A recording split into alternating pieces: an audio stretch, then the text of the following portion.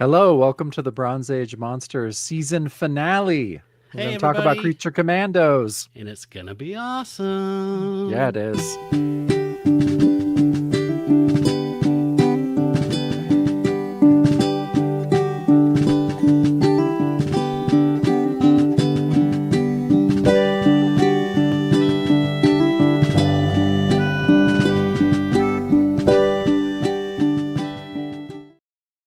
See, I added Medusa there, Jacob.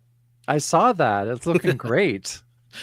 Hey, everybody. Welcome to Bronze Age Monsters, the show where we wade into the weirdest and wildest waters of the comic books of the 1970s. This season on BAM, we're talking about the verdammt Amerikaner freaks of World War II, the weirdest warriors of all, the wayward werewolf, the dog-faced Dracula, the patchwork private, the serpent-haired surgeon, and their CO, Lieutenant Shreve, the biggest monster of all. It's the Creature Commandos, and I'm Matt Howell. I'm Jacob Balcom. Thanks for joining us, everybody. It's so good to be doing a live again. Jacob, I'm glad we got to do it this way. It was kind of an accident because we were just going to do a normal episode, and then I had sinus stuff going on and blah blah blah. So we said, "Fuck it, let's do it live."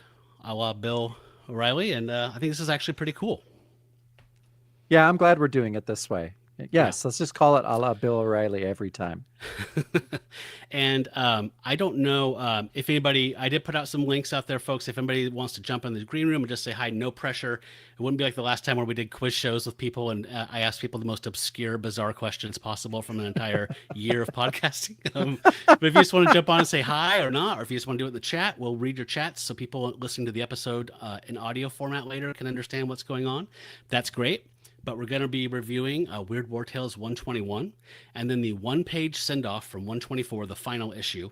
And then we're just going to kind of wrap up here. So it's going to be kind of a chill. It's a 17-page story, so it's kind of a chill thing. And if anybody wants to hop on and say hi, we'd love to hear from you, your thoughts about Creature Commandos, anything else you want to say or whatever. Otherwise, do it in the chat. Otherwise, you can just chill and enjoy. Anything I'm missing, Jacob? No, I think that sounds about right. We do need to address something. When we were going to do this as a canned finale, we were going to make the Urgle Nurgle, the drink that somebody sent us. And I placed it on right before Thanksgiving. I was going to, for some of the stuff we needed from Jeff Bezos. And it was we either had to pay like $70 with like shipping to get here in time for the episode we were going to do a few days ago, or, not do it. So we decided, let's drink the Urgle Nurgle on the season 7 premiere. And then it'll be kind of a way to kick off the finale, the final season. So we will be tasting the Urgle Nurgle. It was just kind of a availability of ingredients for some reason. So Yeah. No, I'm excited. We'll be doing that next season. yeah, I'm excited as well. Yeah. So guys, this is the finale. We're going to take a month off. And I've got something to do. I'm going to be doing something for the Patreon supporters. We have an audio drama, Satana, that we have in the can that I haven't done yet. So that's something I'll do over the break for you folks, and then it will roll out for everybody in the future at some point in 2025. But yeah, we're just going to be kind of chill this December and just do some family time and kind of kick back and gear up for the Atlas Seaboard season, which if you guys listen to the show, you know that I'm very excited about. And Jackson, Overstreet, I see you are here. I was thinking about you today. I was thinking I have not seen Jackson on the Discord lately. I hope everything's cool. Good to see you, brother. My thought is whenever you see somebody on the internet and then they disappear, it's either because things are really awesome or really shitty. And I was hoping it was because things were really awesome. Yeah, right. That is always how it is. So we worry, Jackson. So glad to see you here. And Jason, yeah, of course we're your family. What is that? Oh, well, duh. Yeah. I get you. Yeah. I will, just in full transparency, I have a little bit of a migraine that's been going on, which I get like 2 a year. Perfect timing. So if I'm a little spacey or a little scattered, just because I'm seeing undulating worms. You ever get aura migraines where there's like visual distortions? Oh, so wow. It looks like there's breakdancing tapeworms made out of neon energy in front of my eyes. So that's a little distracting, but that is okay. Yeah. Oh, hey, Jackson, we get it. We absolutely get it. Oh, fuck, man. I get it, Jackson. I've been, I don't know, man. I don't know what to tell you about that. He's saying there was a little post-November 5th depression, and I totally get it. Although I will admit, For me, there's a lot of the May to November stress and anxiety was just about the possibility of how bad things could get. Now that I know that they're going to be that bad, it's actually less. I'm less stressed out and anxious, which I find really weird. Like the first week or so, I was inconsolable, and then after Yep. that, now I'm just kind of like, well, fuck it, let's smoke this whole carton of cigarettes. Yep. That's what your dad's making you do. So you got to do it. Yeah. So anyway, yeah, I'm ready to dive in and say goodbye to these folks. Uh, I didn't have a chance to watch the first couple episodes of the new Creature Commandos on HBO Max, so maybe we can talk about that some other time at the start of next season or something like that. Yeah, for sure. I watched them, but yeah, I want to wait for you. Okay, did you see the ones that were DC Nation shorts around 2014 that they put on No, Cartoon Network?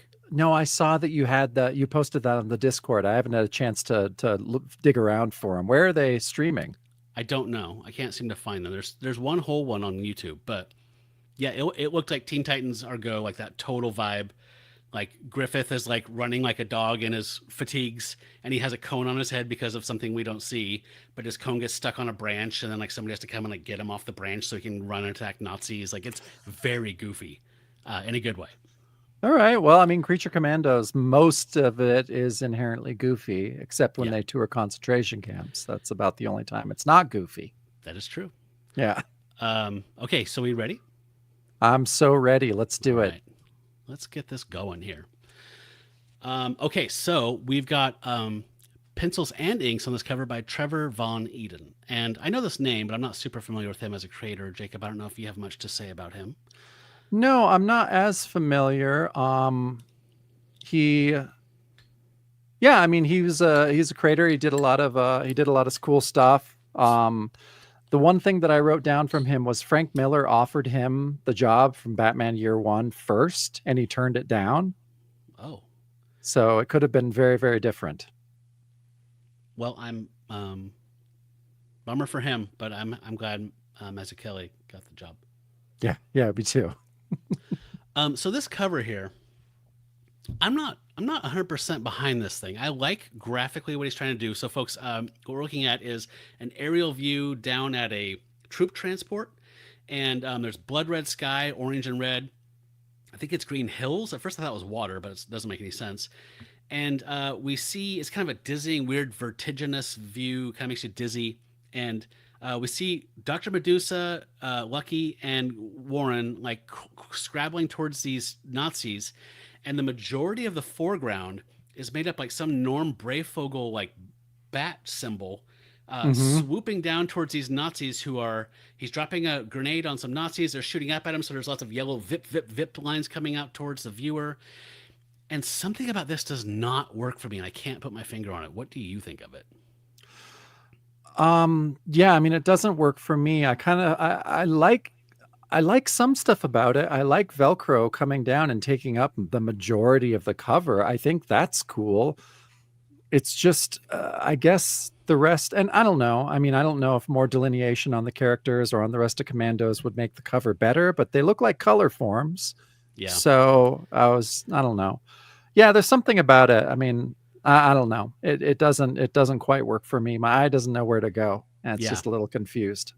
And Dr. Medusa looks like she's taking a dump in the background, so that offended me, honestly. Jason Feinstone said Trevor Von Eden did a wacko series for DC called Thriller. I do. I have checked that out. I've been curious. I almost, when I was in my binding mania, I almost bought that because it was like $2 an issue, and it's from the early '80s. I have to buy them all and have them bound. And I was like, maybe I should read one first. And I never That's went right. that. I never went that far. Did you ever, in your mania, did you ever just buy shit and bind it without reading it? Yes, I'm in the middle of Whoa. one right now. Okay. Uh, Care to share? Yeah, it's something that our friend Jared from the Swords and Scrolls podcast turned me on to called Claw the Unconquered. It's a barbarian book. I skimmed through like 3 issues and I was like, like 4 issues in, it goes to like cosmic space, like that Bloodstone stuff, and I was like, oh, I'm in. Like Okay. I Yeah. didn't need to read it. Okay. Cool. All right. That makes more sense. Yeah, so it wasn't completely blind. I also did that Okay. with Ragman, which I still have yet to crack yet. I have all of Ragman from DC bound, but we'll check it out. Yeah. Yeah. Jackson, I agree. It is kind of a confusing composition for sure. Yeah. All right, let's dive in. Yeah, let's dive in. So, okay, yeah, we are. The title of our story is Death Smiles Thrice. And our cast of creators for the last time is writer Robert Kanigher, artist Fred Carrillo, colorist Jerry Serp, editors E. Nelson Bridwell, and Julius Schwartz. So I thought I'd give us a little wrap up. I mean, well, maybe should I give the wrap up now or after 124 for what they went on to do? Let's do like a cap at the end. Okay, cool. So yeah, so same cast of creators. Matt, what I kind of liked is Death's back. Spirit Yeah. Halloween version. Yeah, like sexy death. Yeah, Sexy Death is back. I was not prepared for that. And this is our last real narration, so I'm going to go ahead and do this. So the skeleton Death says, I warn you not to enter the portal to Professor Diablo's galaxy of ghouls unless you are prepared for the shock of your lives, which will stop your heart in the middle of a beat and freeze the blood in your veins. So then after that, we go straight down to Professor Diablo's galaxy of ghouls. And we hear Professor Diablo say, stop, please, don't leave. And his personal freaks from the freak show are saying, why should we stay, Professor Diablo? No one's looking at us, not with those freaks in the audience. And we see that, yeah. Oh, man. Yeah. I dig Fred Carrillo's he made here, this crew. Yeah, oh my god. But yeah, that picture you just advanced to, the panel of Arc Freaks looked like some weird like 90s rap video. Like they're like getting up in your face like Black Eyed Peas or something like that. Black Eyed Peas, Dr. yeah, I can Medusa, see like, that. just going, yeah, boy. Taboo friend of the show. Yes, that's true. That's a season 1 callback right there.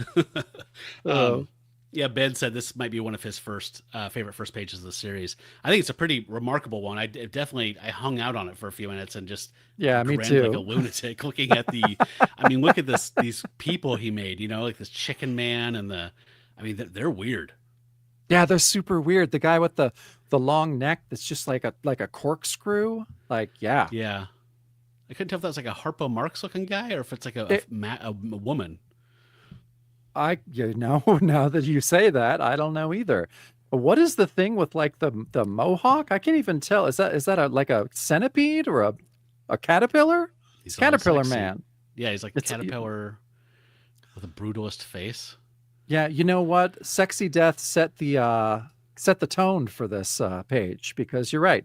All the freaks are a little sexy too. Yeah, and Glenn points out here, like, Creo again has been our saving grace, I think, for the most of the season is Creo's art. He's just said it's just classic comic art I can really appreciate. So solid with the expressions, shadows, inking, etc. Agree 100%. Even when he's kind of like inconsistent within his own issue with like just of depictions, like sometimes Medusa will look different from page to page. It's always well done and executed, if nothing else. Mm-hmm. So he has saved me and kept me interested. Crossing gutters with the Death's legs coming down, Professor Diablo's arms coming across.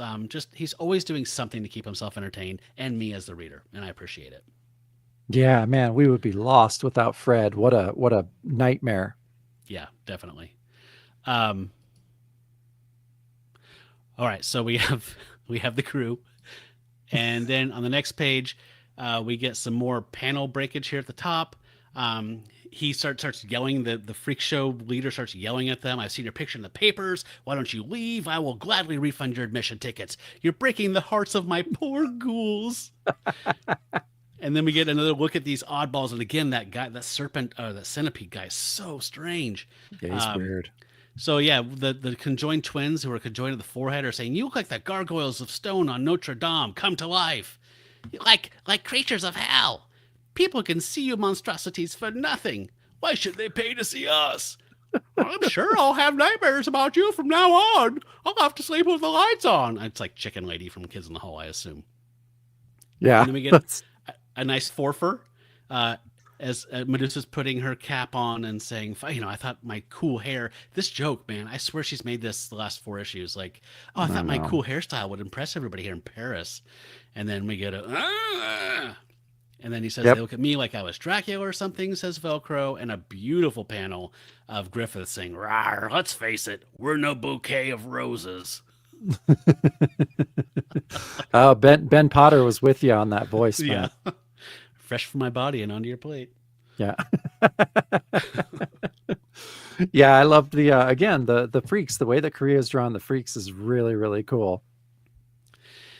Yeah, it just felt, but I will say, I did enjoy that first page, like we mentioned there. But hey, Hmm. Grace, good Hey, to see you. Grace. But I did kind of sarcastically, cynically, kind of go to the so we started at the Eiffel Tower. I'm sorry, we started at the Wax Museum. Oh wait, Yeah. no, I'm sorry, we started at the Freak Show. God. It's a little paint by numbers.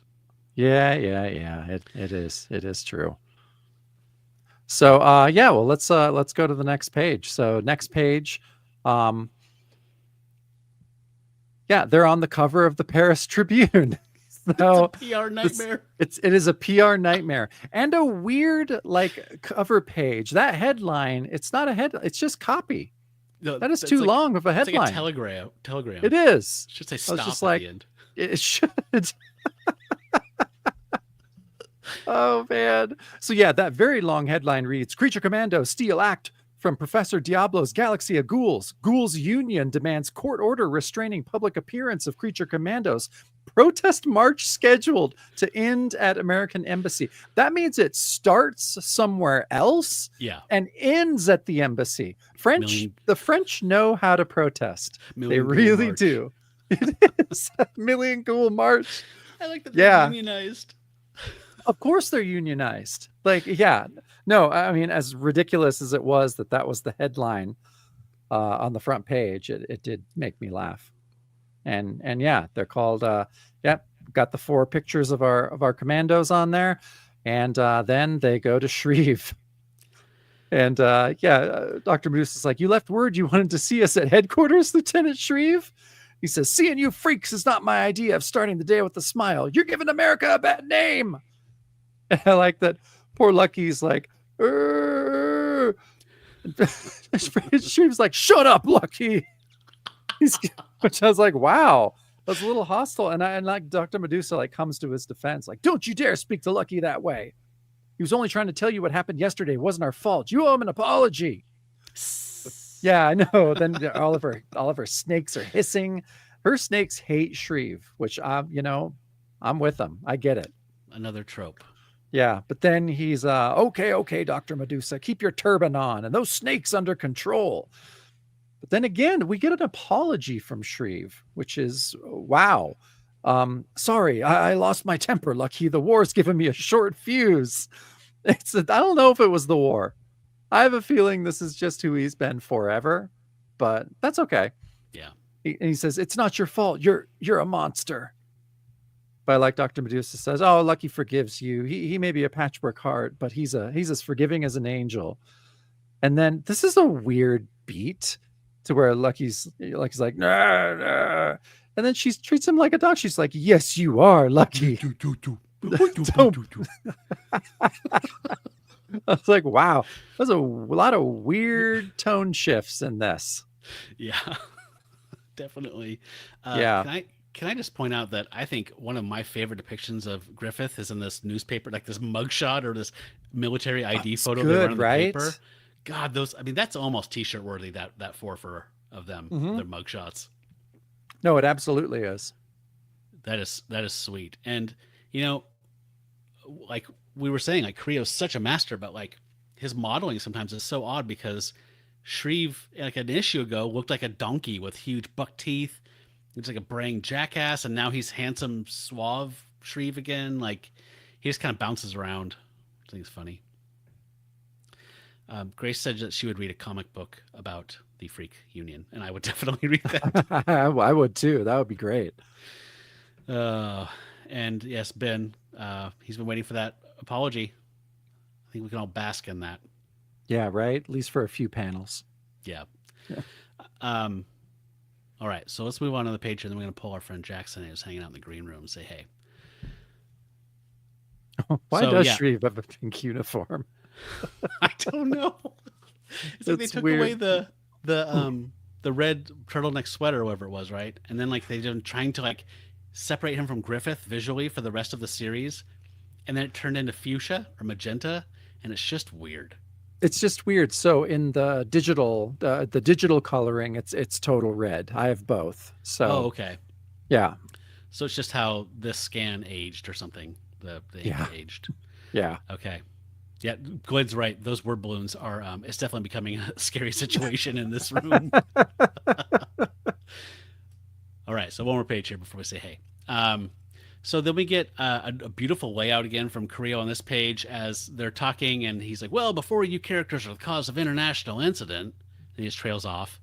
Yes, says Dr. Medusa, as three foxy military ladies walk by, and all the heads slowly turn like it's some 80s beer commercial. Will Yeah. you look at that? I'm looking. All we can do is look. And she says, I thought Griffith was the only wolf, but I see there are three of you. Uh, and then so, she turns around to Lucky. He's like, she's like, not you, Lucky. You're a gentleman. Yes, you are.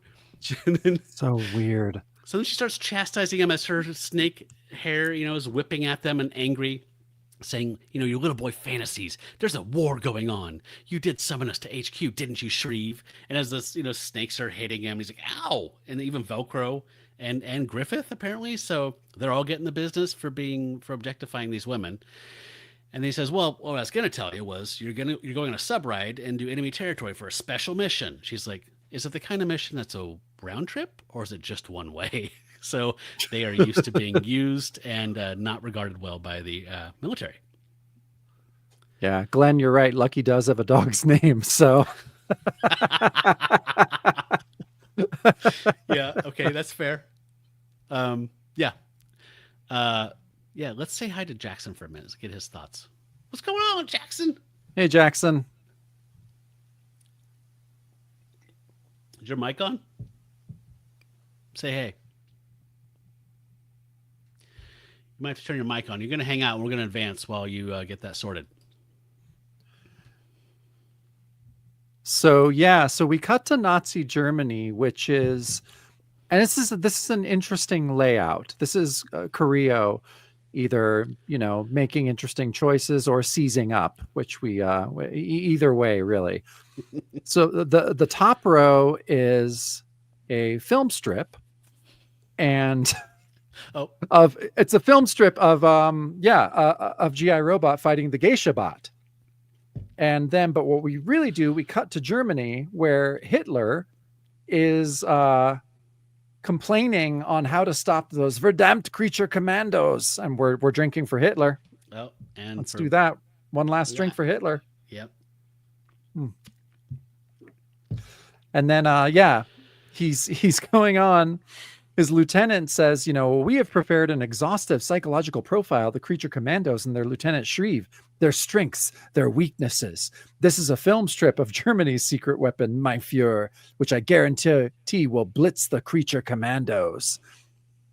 And then we get this thing where on the bottom row, Hitler's just looking at the film strip, and then he starts just psycho laughing like Shreve. I expected Shreve to be off panel. And that's the big reveal that Shreve has been, working for the whole time. So, yeah, I thought that was great. So they're just laughing hysterically. So weird. Yeah, I started laughing hysterically. Yeah, it's funny. But it makes Hitler look handsome, I guess. I guess. If anybody can do it. Yep. Yeah, I thought that was funny too. The film strip, and he's just looking at frame by frame. What did you think? So did you think that, I guess the natural flow, or I think someone who's just like a kind of just a natural flow page would maybe have the film strip in the middle of the page? Yeah, I thought that was kind of odd.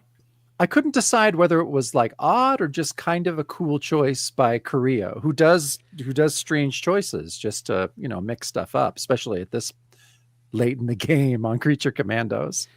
Yeah, sequentially it'd make a lot more sense in the middle of the page, though. You're right. And I also just kind of like the oddness of just bringing Jake in. Like, I know that they I know. share a world and they share stories and stuff, but it was just weird to like just reference him in an offhand. You know what I Yeah. mean? Like it just felt like a weird like spin off or something like that. Like, oh, he so and so came back. You know, Vernon Sherwood came back to Happy Days for an episode. Like, Yeah. I don't know, it just felt weird. It is. Grace, you're speaking our language there. Not sure Yes. they would. Yeah. Not sure they would have shot it in color. No. Good call. Yep. That always irks me. I didn't catch it this time though, so God Grace is here. Yep. Okay, ready to move on. Jackson, you with us? You got audio? We're working on it. All We right. got No, I'll we got figure it comments out. to talk about. Yeah. Yeah. Okay, so we get to see this mission that they're on here. In the middle of this page, we get a really cool. Well, then now it's a six fur. So I mean, he's really expanded his game here. But yeah. So we see that they're on this sub and they're going through this whole minefield of these mines suspended from chains rooted in the bottom of the ocean floor. And the mission they find out is that X marks the spot on the map of a windmill they have to blow up. And it conceals an underground rocket position that's been turning our flying forts into flaming coffins. So there's a windmill that's a secret missile launcher. And that's their job, is to go into Holland and blow it up, or something. Yeah. And so we get to see Dr. Medusa, and she's in someone's bunk. You know, someone gives her a bunk to sleep in. She gets her own room, and she's thinking, boy, it was nice of the captain to give me this bunk, but his choice of movie still, Clark Gable and Joan Crawford, it only reminds me that no sane man would ever want me. I don't know if Clark Gable is classified as a sane man. Yeah. And then we get this nice push in on her that Creo does a lot of times. She says, I'm I resigned don't know. to be alone I'm for trying to the get rest this of to my work. life. Oh, you got Oh. it. Oh, It's yeah, we working? hear you. Oh, thank God. There you are. There we go. I had to bring my my technical support in. Yeah. My wife is she's does calls does medical billing, so she's on the phone all the time. So she can do all the computer stuff that I'm like, give me a hammer, I can fix it. Sweet. All right, we're going to finish this page here, and then we're going to pause and talk to you. But you can do the normal thing. You know what guests do on the show. You just hang in the background, do color commentary as you want. And otherwise, we'll say hey to you in a minute. So, yeah, we get this nice six fur here pushing Yes, into sir. her. Creo's a master of this. She says, I'm resigned to be alone for the rest of my life. But how can I face such emptiness? And we're pushing in. It gets tighter and tighter to where it's almost like she's barely even human anymore. This big tear just keeps growing, getting bigger and bigger to where it looks like spermatozoa that's going to crawl out and wriggle off of her face and land in the Lady in the Radiator stage or something. I don't know. Yeah, it's Henry Spencer's it's apartment. So every time Cabrillo has done this, I've often wondered, has he taken just that one and just copied it over and over and over? When he and just pulled it forward like on a light box so that he can just save a little time, because he does this every issue where it's multiple panels like that of the same static image just I on don't think close-up. these are stats. Do you, Jacob? They don't look no, I like mean stats to me. the Or is it mouths trace- are different. I mean, he could have done stats and just kind of done different. I don't know. Maybe. I mean, maybe he's doing a stat and just changing it slightly. I don't know. I think he could be does it doing that. enough. Maybe. Yeah, maybe. It just there- one of those things. It's just such an odd thing to do. I mean, because it's not communicating time so much as it's just getting us closer to the heart of the emotions, I guess. Yeah, Mhm. exactly. Yeah. And Jason pointed out this is straight from a romance comic. Jason Feinstein, 100%. Like this is Yeah. the sad girl in her bed crying about never being loved. I mean, this is pure romance comic, like black tar heroin. Yeah, this actually reminded me of a lot of Coletta's romance comics, which is, the only time Coletta is actually good, in my opinion. You mean when Yeah. he's drawing women? When he's drawing pretty women, he's great. He cares. Then he's interested. Yeah, he's very interested then.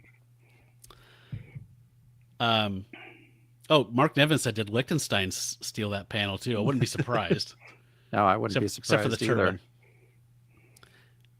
And then Glenn says it's definitely re-inked, maybe in large pencil. That was going to ask that question, was like, was there technology just to kind of like basically blow something up and trace over your own work just to quickly reproduce something that's referencing the previous panel but is redrawn, which is probably kind of what he's saying, I think, a little bit. Yeah. Anyway, so she's all sad, and then we go to the guy's room, and and Shreve's saying, Lucky's in bed reading comic books. And Shreve says, no use getting heartburn, freaks. No one like Betty Grable do anything but run screaming for the MPs if she ever caught sight of you. And Velcro says, don't rub it in, Lieutenant. And then Griffith says, yeah, we know we're off limits to women. Leering at Betty Grable. Can you get any more classic World War II?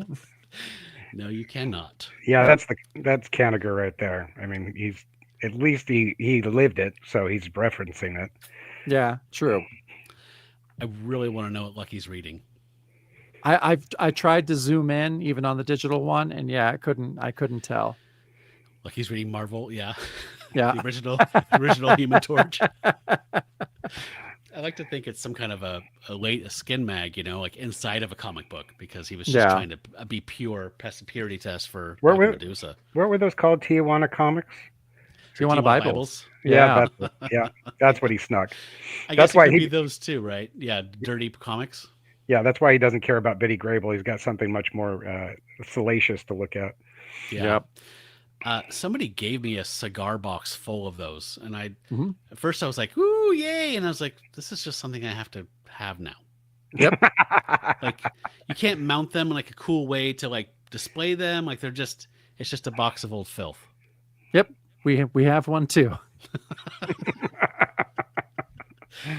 So before we go to the next page, Jackson, what's besides post-election funk? What's been going on with you? Oh goodness, my 5-year-old has been he's finally been diagnosed with ADHD, and he was on a run at kindergarten where he was getting sent home just about every day because he was hitting a kid, and it was exhausting emotionally, the whole 9 yards, because trying to be supportive, but at the same time always trying not to lose the temper. And it's been a challenge. And so my 3-year-old is a blessing. He's just a pure goblin boy. But my 5-year-old, trying to be supportive and loving, but also not crush his spirit, let him know that he's not a bad boy, all that stuff. But thankfully, we were able to get him into a good school that has a good support system. And he has his own dedicated TA to help him. So like it's smoothed out like this. Like the week before Thanksgiving, he did great all week until he gets out of kindergarten at 1:30, 1:25. We got the call on Friday. This week he made it all 5 days. So that's with the rest, all the other stresses of work and all that fun stuff on top of everything else. Work's great, busy as hell. Yeah, good, right? I mean, yeah. I know you were having a tough time with transitioning into the schooling system, so I'm glad that you've got a TA. That's such a huge help. So I'm glad things are going a little easier for you. It's a lot. It's a lot to juggle. I understand. As a former teacher. Oh God, I don't know how you. Well, the other thing too was for 3 solid weeks I was sick. Like I got a cold, and then they brought home another one, and it was right. I was getting better, and I started coughing again, and it was even worse. And if you really want the full sob story, then my mom had to go into the hospital and get a pacemaker put in at 88. Oh, dear Lord. And so it's just been, and then, the depression with the election, and it's just been one little, I like to think of it as like being a shark. You have to keep swimming. Keep moving.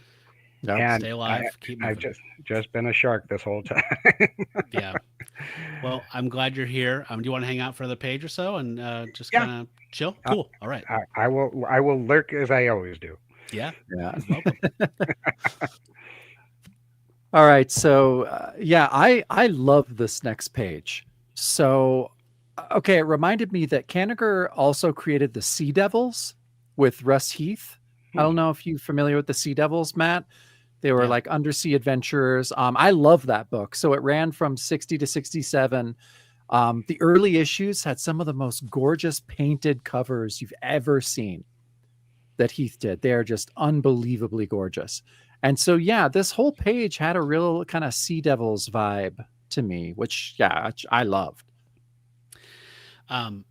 I love this felt gratuitous to me on the first read through. And then the second read through, I was just like, I like this. I'm so glad this little moment is here. It doesn't need to be here for the larger story, but it's sure a great sequence. A couple pages.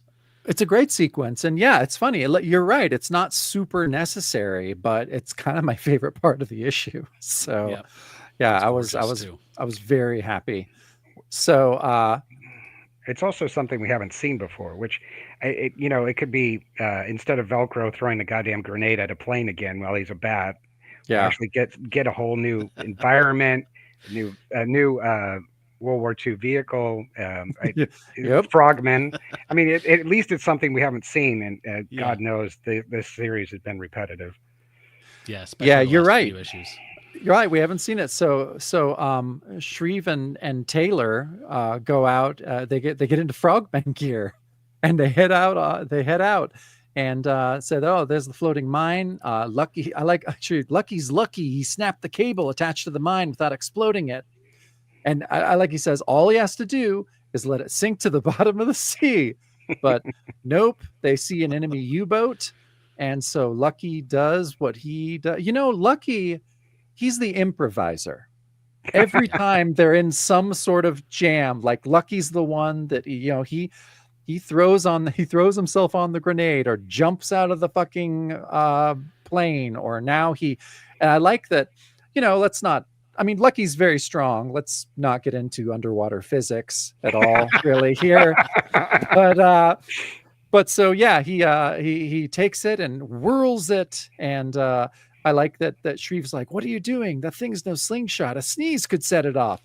But the action of that sequence is so cool, just the dynamism of it, and just watching Lucky do something that is physically impossible, but still is really badass, to where he fucking whirls this thing up to the surface, and at the U-boat. So I don't know. I thought this page was great. So did I. And Serp's colors on this sequence are just this Yeah. beautiful muted palette of like this kind of monochromatic. I just love it. I think it's gorgeous, and I didn't realize Lucky was so sexy till I saw him in a wetsuit. Oh, right. Look at those curves. Yeah, in I'm okay. the reprint, in the trade paperback, what did they do with the watercolors, the ocean colors? It's not that much different. It's still pretty good. It's not as good, but the tones are, the palette is still there. The palette's similar. It's just too vivid for my eyes. Yes, it's not as subdued. Yeah. We going on to another page, yeah? Yeah, let's do it. Okay. So again, more of the sequence here. Nice set of panels in the top row, as with Titanic Force, Jacob. That's how he did it. Oh, sorry, I underwater forgot. physics. The mute monster forgot hurls about the that. TNT-packed floating mine through the depths at the oncoming U-boat, whose sonar is pinpointing the idling American sub for the kill. So this whole time that U-boat's like zeroing in on them and loading, counting down from German from 5, getting ready to launch torpedoes. Torpedoes los? I don't know what that means. I know. I didn't quite understand that either. I'm assuming that this is fake Milt Snappin making Okay. It is. It's like this is Black Lodge Matt Snappin or Milt Snappin that is happening here. So drink to that. Oh. I know. I can imagine a band called Los Torpedos, but I don't know Torpedos Los. Torpedos Los. I love this 2-panel thing here. These 2 horizontal panels as we get close up on Shreve thinking the U-boat. It just fired 2 torpedoes at our sub, and the top of the U-boat actually crops over into his panel as it's launching those torpedoes, and the way they pop with that fuchsia against all the greens and the tans. It's cool. What's even cooler is the eye line follows to the top, the tower of the sub. So you look from left to right, and you follow the eye light sight down, and then your eye follows the torpedoes going left. It's got such great dynamism. 100%, and great layout, great movement through the panels. Torpedoes off, Jason Feinstone says. That's what that means. Ben's okay. Loose. There you go. Oh, it's German. Los is German. fire away. Los is fire away. Thank you, Glenn. Okay. Okay. Well, There we go. that's why we have people to correct us in real time. I wish this was. I really wish people fact checked us in real time while we did this. Yeah, I know. We should. Yeah. All I can say is Danke Gott im Himmel. Yeah. Learned some new German. Yep. All right. So yeah, next page, which is also just goddamn Like this is it's so awesome. It's so beautiful. So I got to read the narration. I really liked it here. It says the floating mine hurled by the mute monster and the twin torpedoes fired by the U-boat plunge at one another with mechanical ferocity. And so, yeah, we just get 3 panels on this page, but they're fucking awesome. Yeah. Like I love that one. The next 2, we just get like, blang, karung. And that last one, God, just the figure work. And how I don't know, the way that their bodies are just kind of like blown, kind of everything akimbo. And it's just, I love it. I thought that was one of my favorite panels of the whole issue. Oh, and the colors too, the pinks and the how weird. So cool, right? And using the gray to show that they're backlit so that they, it's blacklight poster. Anybody? Oh. All right. Yep. I'll do that. Let's drink to that. The coloring reminds me of, remember that one issue of Werewolf by Night that Mantlo colored? Oh, that's right. Wasn't that awesome? That was the Atlas one. Yeah. That's the one we talked with Rebecca about. Yeah. It reminds me of that. And it reminds me of, who's the female colorist that I have a crush on? I'm totally blanking on her name right now. Petra Goldberg. Thank you. Petra Goldberg. It reminds me of Petra Goldberg a little bit too. Yeah, for sure. When she was doing that. I think that was her that did the Zuniga Golem issue. Like when they, yeah. That was also kind of psychedelic and weird, like green skies and stuff like that. I love that shit. Okay, moving on. Yep. Yeah, so that sequence to me was top shelf aces. So inside, half an hour later, we find out that Shreve and Taylor haven't shown up, so they're assuming that they got blown up by that explosion. And he says, look, I have to drop you guys off at your destination at dawn. If we're here any longer, we could be sunk, and then this whole thing would be in vain. Your friends would have died for no reason if we all die. And then, she's tearing up again. Medusa says, you have your orders, Captain, and we have ours. And Velcro says, we'll all carry them out. And then mourn for our dead in private. And then, so later, as the dawn is coming up, we see them like putting out, and then they're being attacked by saboteurs. It says, Amerikaners say the early bird catches the worm. I will get the Iron Cross for hooking 3 worms, as they're swooping in on their boat as they're being let out by the submarine, and then boom, boom, boom, boom, boom. And then this is very Kanigher. That Luftwaffe buzzard up there is tossing red hot swastikas at us.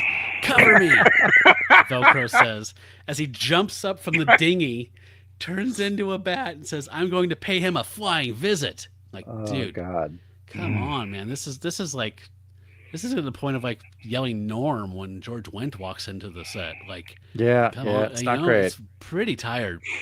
So the German guy, somehow Velcro has mastered staying big and in a bat form, human sized but bat form, and he's wrapped his wings around the back of the plane, the tail of the plane. And the pilot's saying, my plane stalls. A huge bat is jamming my controls. Okay, so seriously, how many damn times has Velcro fought a plane?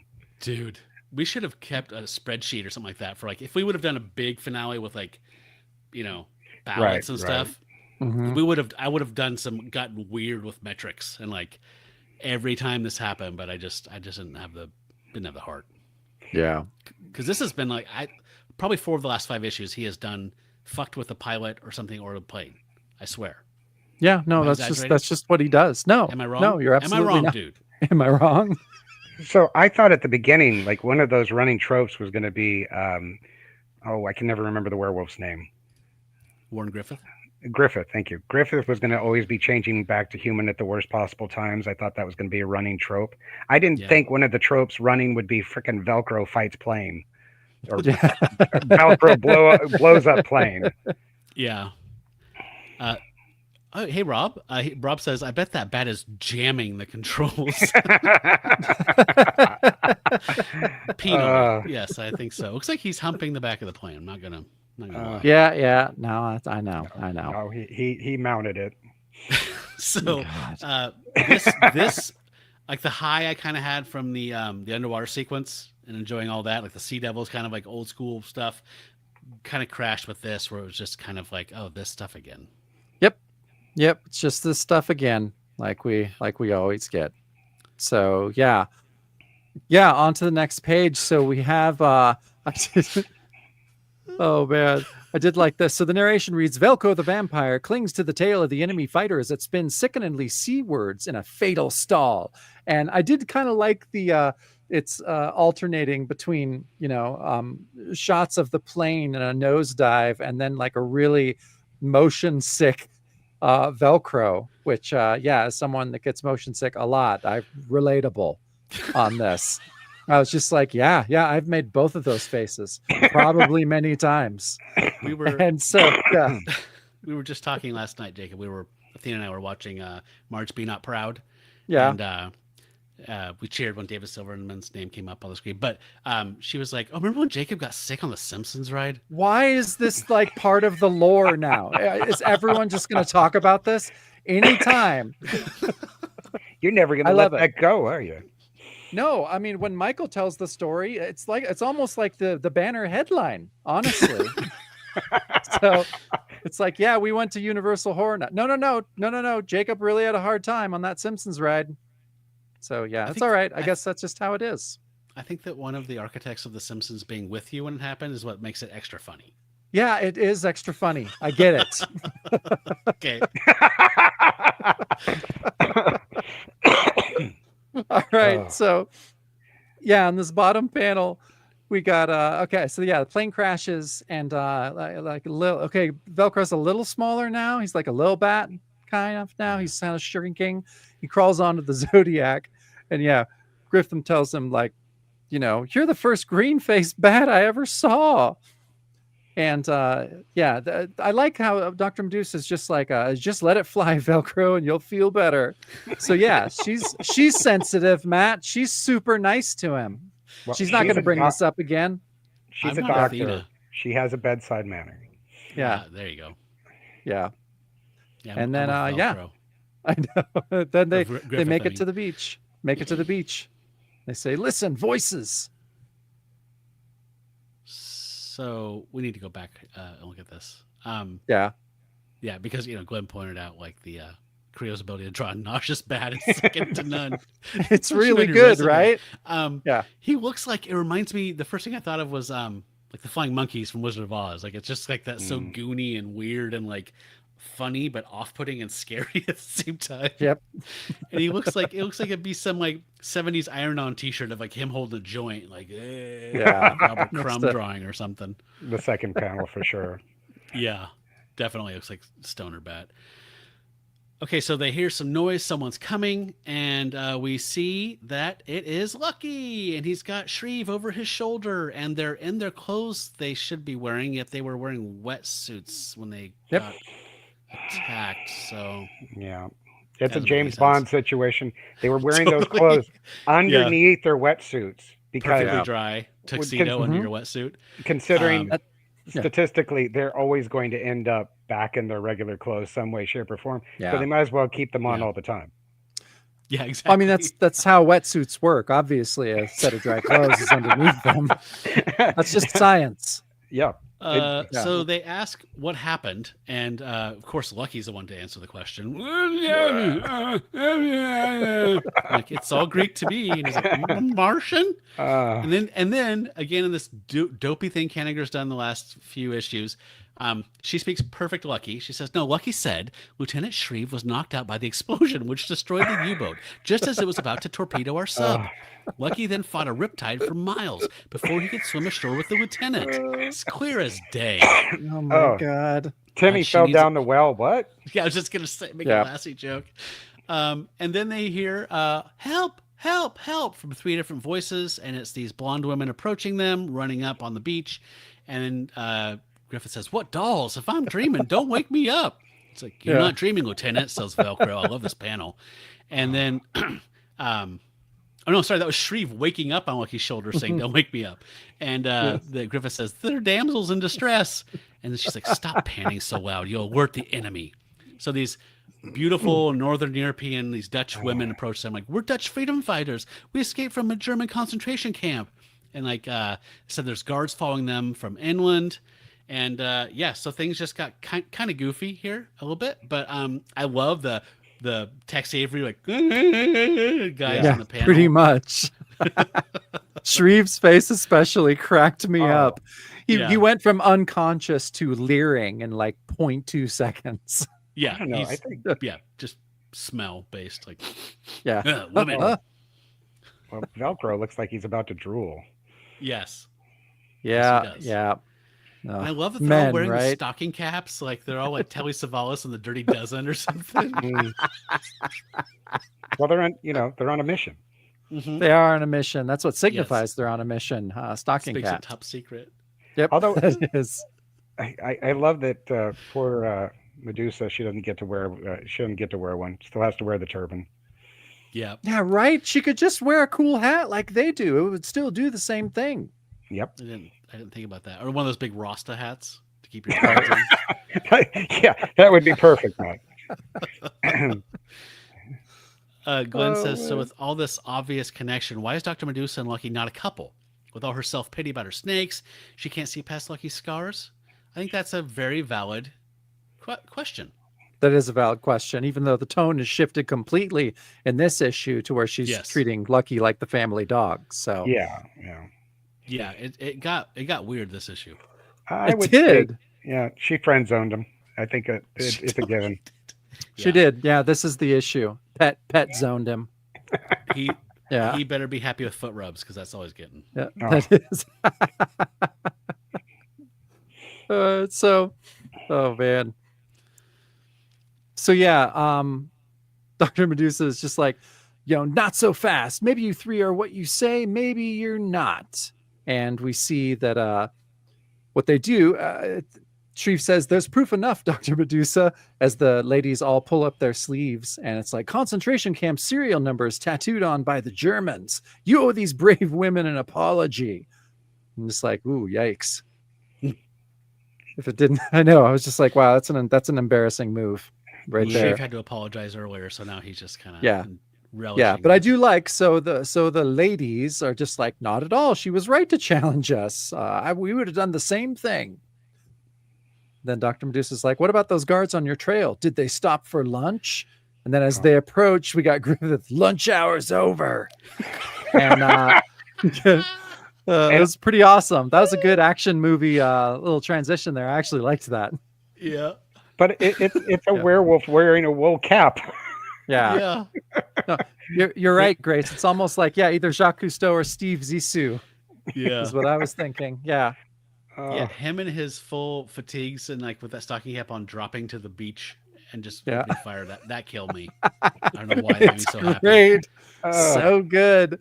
And then we got a nice firefight at the bottom there. I do like that, it seems like for the most part, it seems like the Allies' guns say bada bada bada. Yeah. I think that's all. I don't know. I mean, maybe not every single time, but I think for the majority of the times, our guns sound like that. The Nazis are more of a rat-a-tat-a-tat-a. Yeah. Well, you Yeah, wouldn't it want to seems to be. confuse. Yeah. You wouldn't want to confuse who's shooting at who. No, Yeah, no, yeah. no. And only heroes bada bada bada. Yeah. Otherwise, you get friendly fire. Yeah, that's true. Hey, yeah. Ben says that his look in the wool cap, Griffith, was so good. It should have been his look the entire run. I totally agree. This iteration of him should be the action figure. Like this should be the A form of him. Yes. The platonic ideal. He would come with multiple heads, and it would be an option. Is the wool Yes. cap hat? Love it. Let's do it. Let's make it happen. Okay, so on the next page here, we get a little bit of reruns. We're all very used to at this point. Velcro says, they spotted me. He's turned into a bat and jumped up in the air again and grabbed a grenade. This is his cannonball special or whatever what's it called? Fastball special? Fastball special. Yeah.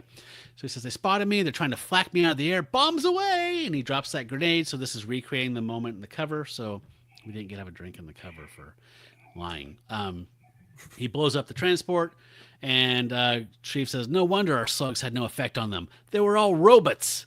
And sure enough, they're looking down at a pile of destroyed Nazis. So we can't even drink for those Nazis. We're getting robbed out of sips here.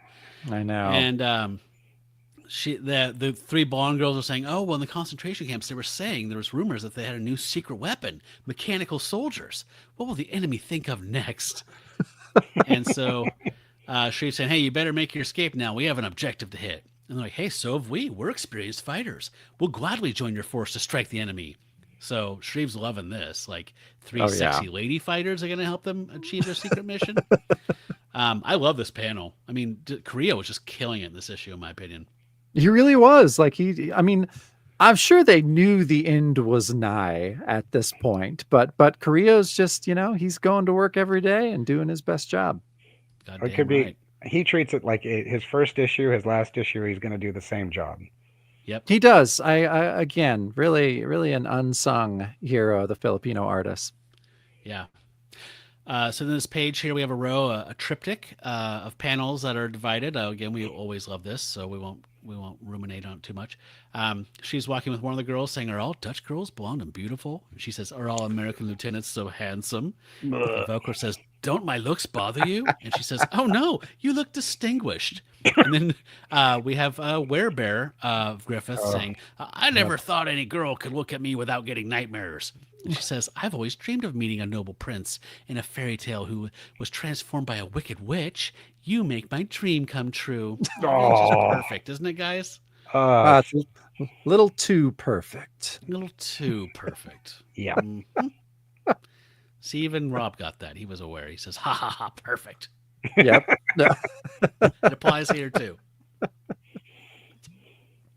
Oh man. So they finally reach the windmill on the next page, and goddamn, the colors on this page are so fucking beautiful. So I just couldn't believe it. Like, just the way that Serp is coloring night, and just like all of them are just in shadow, like through the whole page. They're all just in blue for the most part. And goddamn, it's just gorgeous. So yeah, they get to the windmill, and it's just like, oh, there's our target. Looks peaceful. Are you sure you got the right one? And then boom, and a giant missile flies out the top. Oh man. And then second row is like, well, there's your answer. They blasted those B-17s when they were going so high up. We didn't even hear or see them until they were blown up. I like Shreve. I like Shreve getting tough. He's like, come on, let's nail a coffin down on that Kraut rocket position inside the windmill. He's showing off for the ladies a little bit. A little bit. Yeah, just a little bit. And so, yeah, then, he's still barking orders. Velcro Griffin and I will lead. The 3 underground fighters in the middle, and Dr. Medusa and Lucky cover us. Move out! And then we get an ominous panel at the end there with the 3 beauties saying, "We've waited so long for this moment." Colors, man, you're right, 100%. Like, Fuck. The layouts on this page are perfect, and the color treatments just make it sing. Love those blues with the shadows. I know. The top panel, the top left, with that blood moon in the far distance. Yeah. Yeah. And silhouette, behind the windmills. It just he again, Cabrillo, but the colorist, Jesus Christ, who's the colorist on this? Jerry Serpy or Jerry Serp. Serp or Serpy, we're still not quite sure, but I think know. he landed It's on Italian. Serp. I think it might be Serpa or Serpy. I don't know. Yeah. We've been saying Serp this whole time. I think he's doing too good job for the second to final creature Commandos. Well, he's been getting better every issue, honestly. Yeah. Like when he came on, we were like, whatever. But he's he's been getting great, and I think this is his best coloring job yet, honestly. I don't know if he went back and looked at Adrian Roy's colors, because they kind of tend towards what Roy's choices were as they go on. Mm-hmm. Yeah, for sure. Which is a good call, because I loved her colors. Is that a her? Yeah. Mm-hmm.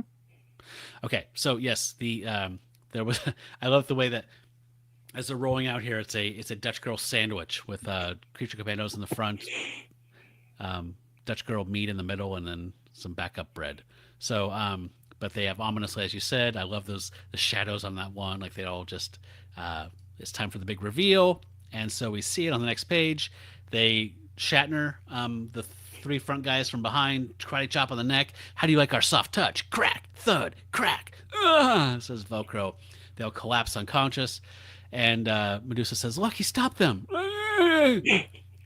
She says, "Lucky froze because those killers are women. Use your pistols on them." And they're getting picked up by the girls, and Shreve's up in the air going, "Whoa!" He's like, we can't. They're crazy. We can't fire at women." Ugh, And they say, "Fools! There are no rules in war." As they throw the 3 full-grown men like they're footballs, ragdolls. ragdolls.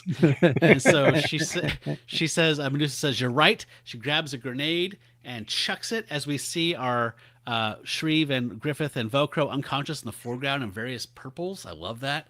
And Yeah. Lucky is just silhouette in the background, just impotent and worthless because of his chivalry and his whatever, gentlemanliness, chivalrousness. And so in the middle panel, we get the grenade exploding. And Medusa grabs her machine gun out. I love this mode of her. "Come on, Lucky, let's finish the job ourselves." Remember, Walking through the grenade smoke. remember, she was a plastic surgeon. Yep. Yeah. That's right. Like Yep. she took the Hippocratic oath, and she's the most bloodthirsty out of all of them. Yep. I love it. Yeah, me too. I'll take it all day. All right, well, we've reached the last page. Oh. Yeah, let's get to it. So Lucky lifts the windmill off the ground, and Dr. Medusa says, "Yes, Lucky, I see they're getting ready to fire the rockets again. Just hold that windmill up for a moment." And then she says, "Drop it down again, Lucky, and take off before all that ammo inside blows." And then, okay, so I guess that makes sense, kind of. Sure. I don't know. Yeah, that's what I was saying at the point. I'm just like, wait, what? I was like, nope, don't poke holes. Yeah, Glenn thought he might have missed a page. I Yeah, had the right? Same disconnect. I thought so too. Like it just kind of jumped into this weirdness. And then but yeah, let's not ask those follow-up questions because it all kind of goes to shit if you do. So yeah, all the ammo, and then boom, blows up. Lucky carries Dr. Medusa away. She's like, "Thanks for the lift, Lucky." Yar! Or he's kind of trying to do the "you're welcome." They're still doing the like, "Ooh, he's kind of talking," which is sadder. Yarwar. Yeah. Yarwar. Yes. Yeah, it is. And then, so they reach the rest of the gang, and they find that the Dutch gals are dead and they're robots. Shreve's like, "Robots, they were robots." And then I love it. Velcro's like, "How could you have possibly known?" And Dr. Medusa says, "I know. It took me quite a while before it struck me. Then I tossed a grenade at them." I wanted to imagine she's like, maybe let's just see. I'd like to think that she was like maybe 65% positive they were robots. Is there I didn't pick up on this just now, shot in the dark. Is Kanigher making some kind of a catty joke about like her being jealous of them getting all the attention, and actually she was like, "Oh yeah, I totally knew they were robots." Maybe, but it wasn't about my attention being taken away from me. I think that it's an actual funny joke, so I don't think Kanigher meant that at all. No, that's a good point. Yeah, and so, but also she goes and says, "Oh, sorry." That's when Velcro says, "How could you have possibly known?" And she says, "Their eyes, they never blinked. Like all Ursat's products, never quite like the real thing." And then she says, "When Kipling said the female of the species is more deadly than the male, he meant it. So stop spinning like a top the next time a woman smiles at you, boys. She can be a robot. Now, if you're not too tired, we should be able to get back to our pickup sub." The end. That should be like a newsreel she does with Captain America, like warning GIs about potential threats in the theater. Yeah. Oh man. You never know. Yeah. Yep. Loose lips sink ships. Yeah, and a little, maybe a little venereal disease PSA too. So yeah, well, yeah, those are fun though.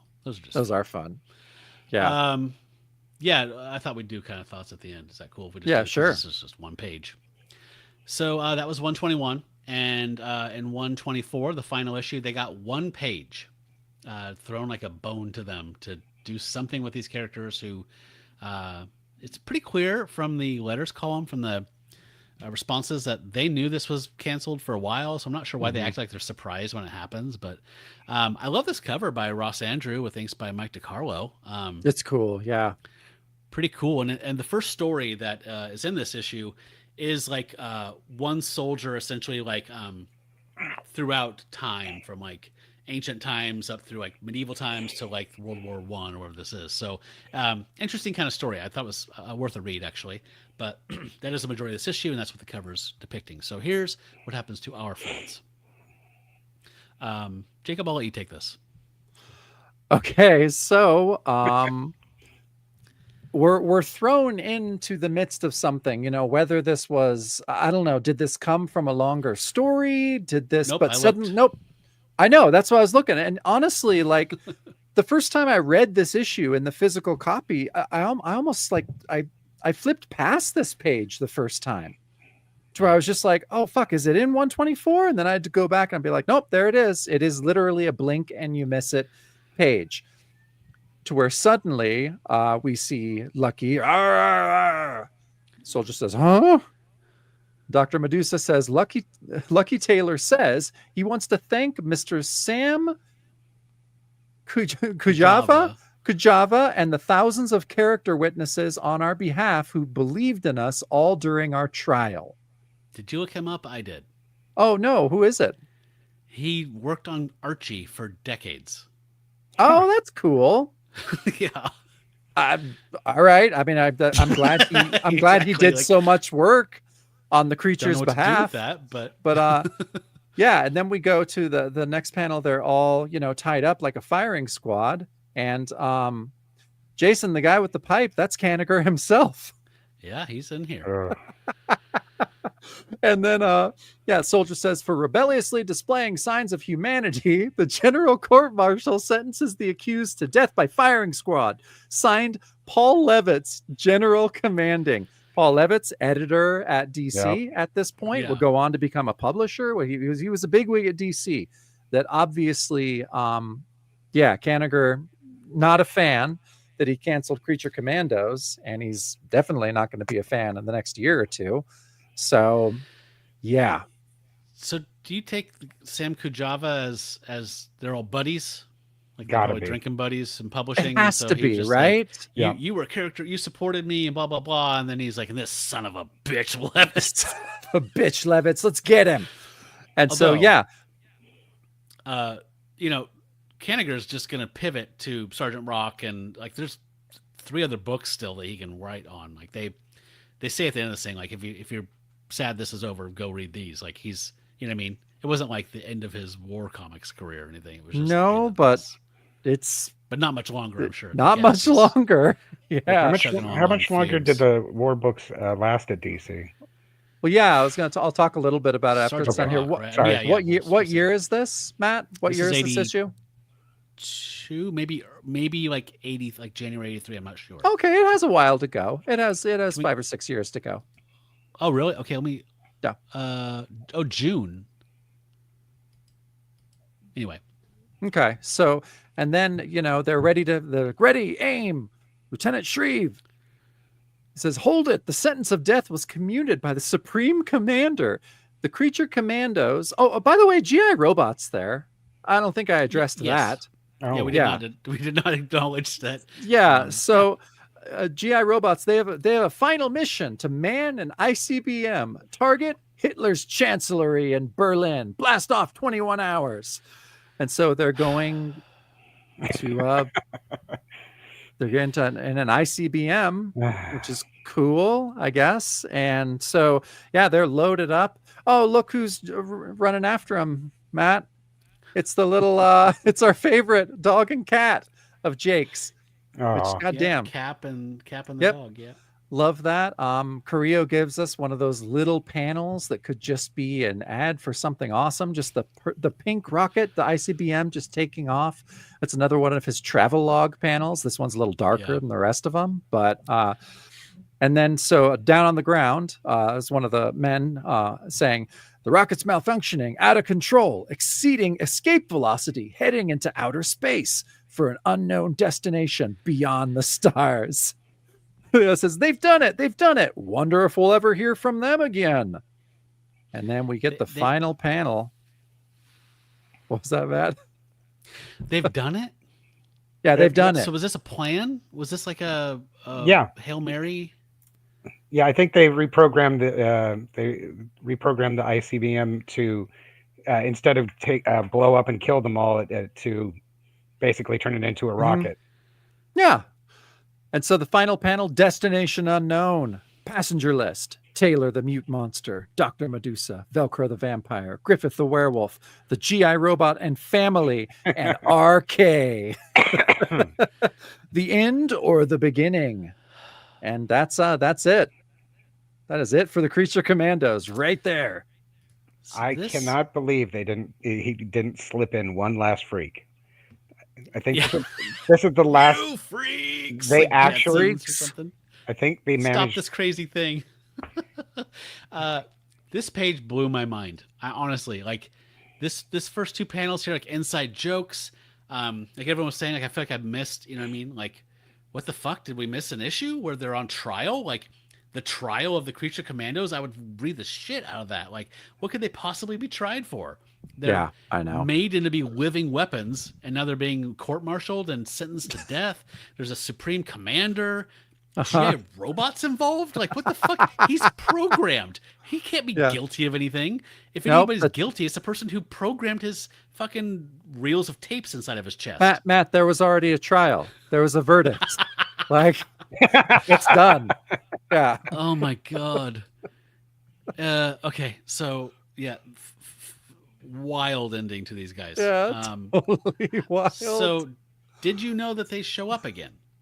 No Poochie. Yeah, Robin's No like Poochie. Poochie. They go back to their home planet. I love Jason Feinstone. Yeah, he says what we had said too. That apparently the next time this group appears isn't until 2008 when they're found still in space. He says no arcade. I have a little though, treat for you all if you want to see that. Let's see it. Want to see it? Okay, so let me skip these letters here. We can double back, but I think I put them in here, didn't I? Oh shit, I didn't. Okay, it was an Action Comics and Superman boards. God, I thought I put those in here. Sorry about that.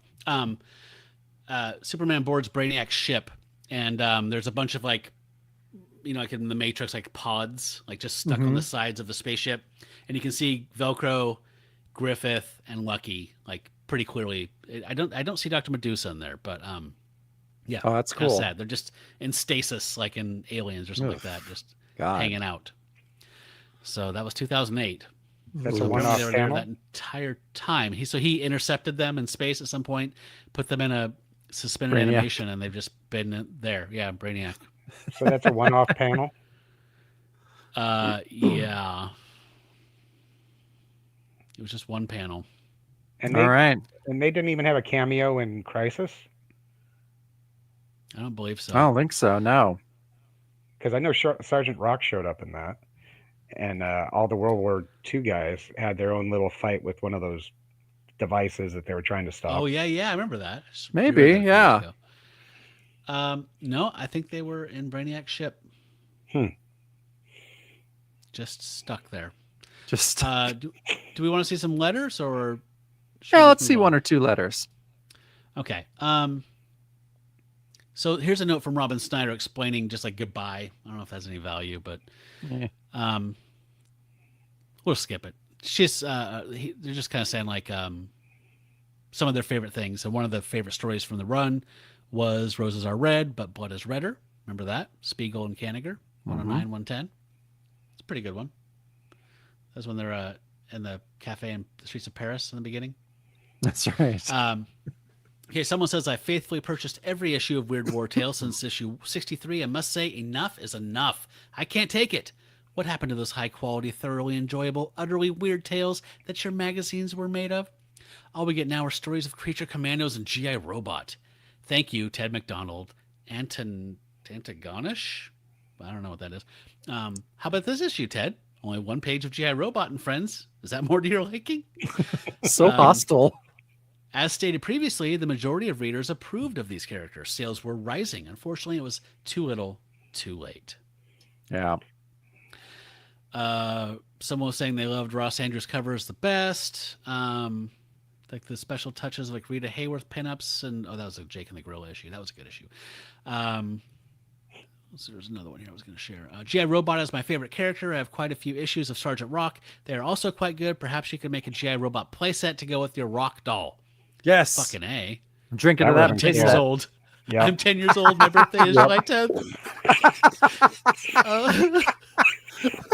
I was That's hoping that was awesome. the case. It's the letter I related to the most. Yes, Oh. and here's one from one that's a little longer. I'm going to read because it's kind of nice. It says, "I'm a dedicated reader of the original Weird War Tales. I have almost every issue and feel qualified to discuss the subject at hand. The book is in trouble. Here are the reasons why. You have chosen to drop the character death. You have introduced series into a non-series book. You canceled the day after Doomsday. The book reviews have dropped. I'm tired of seeing whole companies of Germans and Japanese slaughtered issue after issue. This is completely unbelievable. Your portrayal of German and Japanese soldiers as vicious monsters. A lot of people would like to believe this was so. It's not. The Americans did not win the war by themselves. What about the contributions of the French, British, and Canadians? Whatever happened to stories of other wars, the Crusades, Vietnam, etc.? There is not enough variety in these pages. The inclusion of the Commandos was a mistake. They are not weird. The robot has the same problem as the Commandos. And your 100th issue was terrible when it could have been something special. Sorry if I sounded so negative. Take a look at back issues. They were great. If you must continue with the series, please try to have a bit more human interaction and less butchery. Noel Scott from Lahr, Germany. Oh, surprise, surprise. Your Yeah. German friend Oh, doesn't wow. like the portrayal of German soldiers. Oh, Hey, wow. Hey, Yeah. Hey, pal.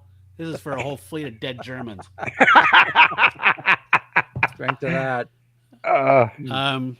Robin says it's all academic now. No, in fact, it's probably a waste of time for me to wonder what might have been. I've said it before, I'll say it again. Nelson noticed an appreciable rise in sales per copy each time he used one of the 3 rotating series: The War That Time Forgot, G.I. Robot, and Creature Commandos in this magazine. So then they're saying perhaps you like Sergeant Rock and G.I. Combat, which was apparently still going. Yeah, that's right. Wow. Yeah. So let's do some final thoughts. Jackson, you were here for pretty much the whole issue, so you're gonna go first.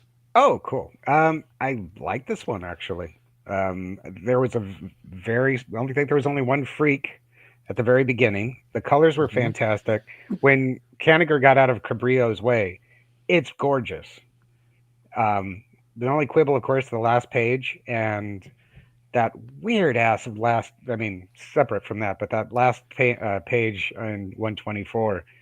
I have no idea what to think of that because I can't decide. Like, were they mad at the Creature Commandos, or was it just because I never quite understood if the sales were rising, why they kept consistency on the news rack would help sales, but they kept breaking up. Like, you wouldn't know if it would be a GI Joe robot or if it was going to be them. So like this one, I mean, for Creature Commandos, this was a good issue, I feel. But on the whole, it's still not great as a written story because you're still getting the same story beats that we've had for the last, however months we've been following Creature Commandos. But I can't believe Cabrillo didn't do more. Like, his work is so, especially towards the end here, it's been very polished. Well, I can talk a little bit about that. So, Fred Carrillo, he did one more story with Kanigher in GI Combat 274. Then he did a couple more war comics. He inked a few issues of The Phantom Stranger. That was a backup story in Action Comics. Then he left DC and he did a few more odd comics, mostly like licensed stuff. He did some DuckTales and like a Jurassic Park, but he mostly went into animation. So he did it. He got the retirement. He got he got it. So he went in. He worked on stuff like He-Man and Transformers and a bunch of different stuff. And his comic credits pretty much end. So I'm assuming he just went to animation and then probably did work back in his home country where they actually appreciated him. Well, he probably made a lot more money in animation as well. Well, that's what all the guys like. Remember, here. like when Kirby went into animation, he's like, "Why the fuck did I ever do comics? Like, this is the dumbest thing ever." Same, right? Yeah, Gerber's the same. It's just like, no, I'm never doing that again. Fred Carrillo died in 2005 at the age of 79, and he's very unheralded. And I feel like one of the things that I feel really good about this entire season is how much we've been able to talk about Fred Carrillo's art and talk about just his style, how innovative and strange he was at times. And And I think those are the things that we liked about him. I feel are the things that kept him from being a artist that was hired more. Marvel didn't know what to do with him. Like Marvel, like I don't know. I mean, DC, they stuck him on war stuff, and Phantom Stranger and some other things. But no, he's completely forgotten, and that's a tragedy, I think. I think he would have fit really well with the Curtis magazines. I know they were long gone by the time he came around, but his art Yeah. would have fit perfectly with the horror comics, just because there were so many Filipino artists on those already. He would have fit right Yep. in. Yeah. Um, Yeah. No, he was too it was funny, like, the comic book artist 4 that has the big like Bible of Filipino artists and has like a little blurb about some of them. And the blurb for under Carrillo, like I had said when we first met him in Creature Commandos, was just like, oh, his faces were never up to par, or his art style never quite fit, never was quite consistent, I think is what they said, enough for him to get major work in the States, which I thought was, I don't know. We're always going to disagree with that, I think, because I think everyone, all of our listeners, everyone that has experienced Carrillo's art throughout this run has just we've been pleased. We've been very happy. We like what he does. We like his style, and it's weird. It's different, and we like weird and different. I would have loved to have seen him on. uh-oh. Like around who does the shadow, that same era. So, Just Matt, kill on the shadow. Matt, I'm so sorry. Your mic's doing that thing again. Oh no.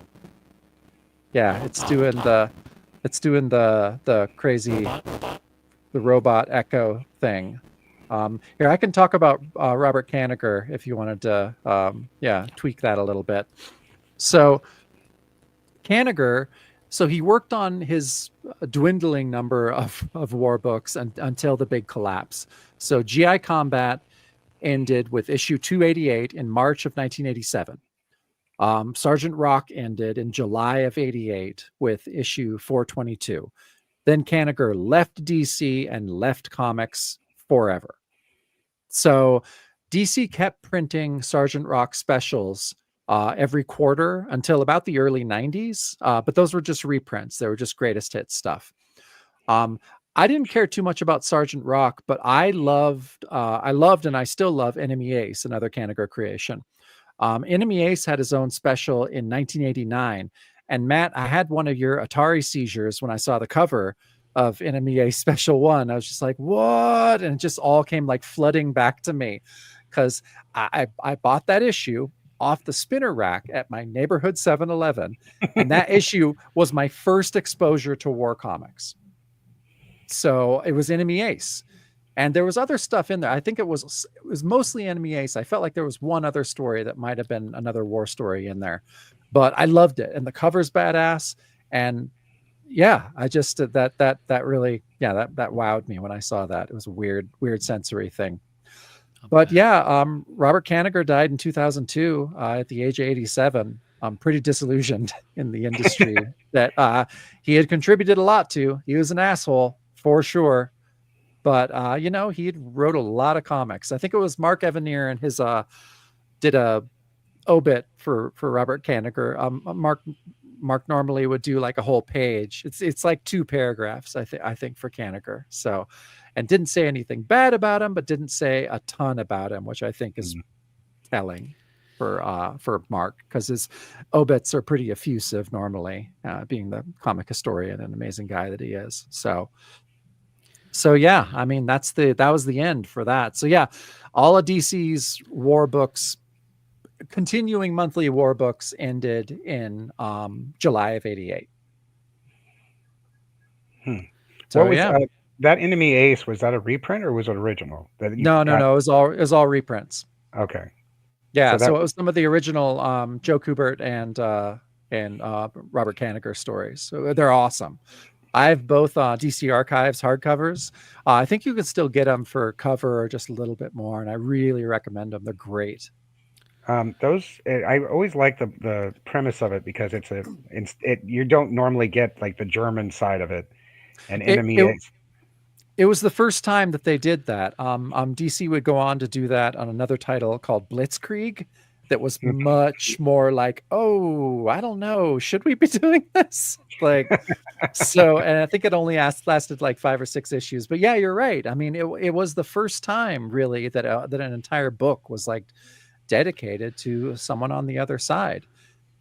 And Enemy Ace, he had a wolf, his wolf companion. Like, he's a badass.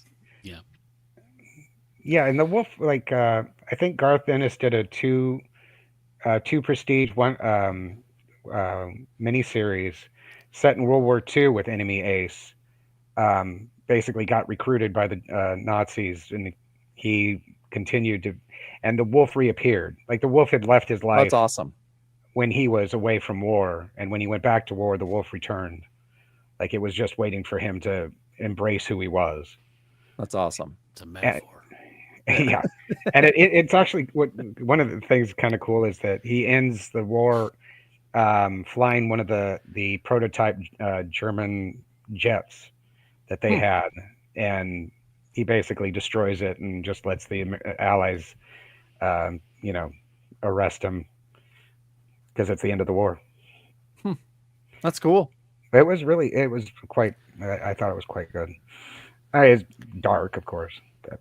Yeah. I do have one thought, because a couple episodes ago, Matt was talking about whether the concept of the Creature Commandos works, or, and I was thinking, based on the original Demantis's the way he was treating the characters, I honestly think Creature Commandos would have fit better in Marvel, because the pathos of the characters. Yeah.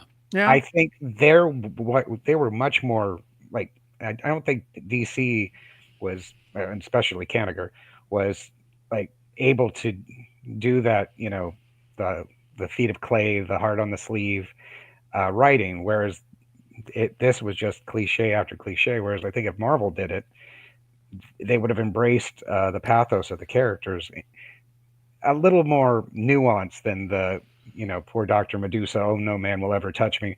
Honey, trust me. Yeah. You got snakes for hair. Don't worry. There's plenty of guys who won't look above your neckline. You're fine. It's even in even in the 1940s, there were still guys who would do that. Or, keep the turban on. No one would know. Who gives a rat's ass? Like, she's the one who's like, you're pushing the boundaries of like, oh, hi, Lucky. You look like Hamburger. Oh, poor me. Yeah. Fair enough. Hey, Scott. He agrees that the creatures had a strong Marvel vibe. I can see that. I mean, there's also... Is my audio fixed? Yes. Yeah. You sound great. Okay. There's also a component here where it's just kind of like DeMatteis's creation of these characters and that thoughtful, insightful way of treating them as people is awesome, but it doesn't work in a World War II book because you have to go kill a bunch of people. So, like, how would that be sustainable throughout a prolonged run, right? Am I crazy? I think it could be done. Yeah, I mean, that could be done. Yeah. I mean, we don't want to see people crying into their shit on a shingle every night after they kill a bunch of blonde, blue-eyed boys. Yeah. I don't know. I'm just saying. I think there's a way to handle it without being sympathetic to the enemy so much, and still have them have their internal life more. Because there was definitely in the middle of this run, where hey gents, I found this thing of wine. Yeah. Let's try some wine. We're just like, these aren't even characters. Hey, fellows. Yeah. Fellows, that's what it was.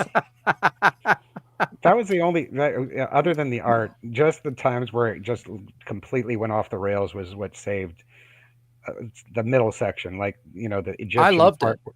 Where they all shrunk down, going down to the, was it the Atlantis with the robots? Yep. Like, anytime that it went so far afield, and it was like, oh yeah, but we're also here to kill Nazis. But check out this weird, sci-fi pulp stuff that much more interesting than, Yeah. Well, yeah. Whenever we would run into one of those issues, and it would kind of just be right around when we're just like, Kanigher's so boring. I don't want to hear shit anymore. But then he'd do something like friggin' weird and strange. And yeah, Grace, don't forget time travel. Oh, don't God. forget the all of the Betty Grable. that were there. So, yeah, exactly. Those issues actually they made me laugh, and I wanted to. Kanigher's just such a stodgy writer, and he was on such autopilot by this time that any time that he just threw something weird at the wall, I was entertained, and it made me enjoy the issue. And Kanigher's a fucking mystery. Most of the time he acted like he just didn't give two shits about this book, and then he'd do something like the circus issue that we talked about with the Marvel by the Month guys. And oh my god, like that it almost was serious art in a lot of ways. Like it's that just was the best issue, right? I mean, I think quality was, yeah. I mean, as far as like, is this a good comic? That is the best issue. Like you're just like, okay, no, this is, well, that was the thing. And I remember when we were talking with Matt Harvey, and on that awful issue that we forced him to go through with us. And and we're just like, this is so stupid. And then, but Matt Harvey reminded us, like the Marvel by the Month guys say all the time, it's just like, we're middle-aged men reviewing a issue written for 10-year-olds. Yeah. And I'm just like, yeah, that is most of that. But like we were talking about that circus issue, yeah, he wrote it for kids in mind, but he wrote it to show kids the real horrors of this world and the horrors of what people can do. And so, yeah, I don't know. Kanigher was just so all over the place. I just think he was autopilot. He's like Vinnie Coletta inking. He's just like blah blah blah blah. Oh, something's interesting. Then oh, I saw a bird.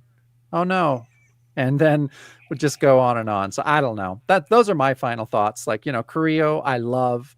Kanigher was tough. He was tough, but the little glimpses that he gave us into either strangeness or that horrifying circus issue, it's like I don't regret doing this season. Do you regret doing this season, Matt? Not at all. I don't. I just feel like the issues that Kanigher delivered that were between weird and thoughtful were just consistently there enough and just doldrumy enough to like give it a smear of like bummedness for me.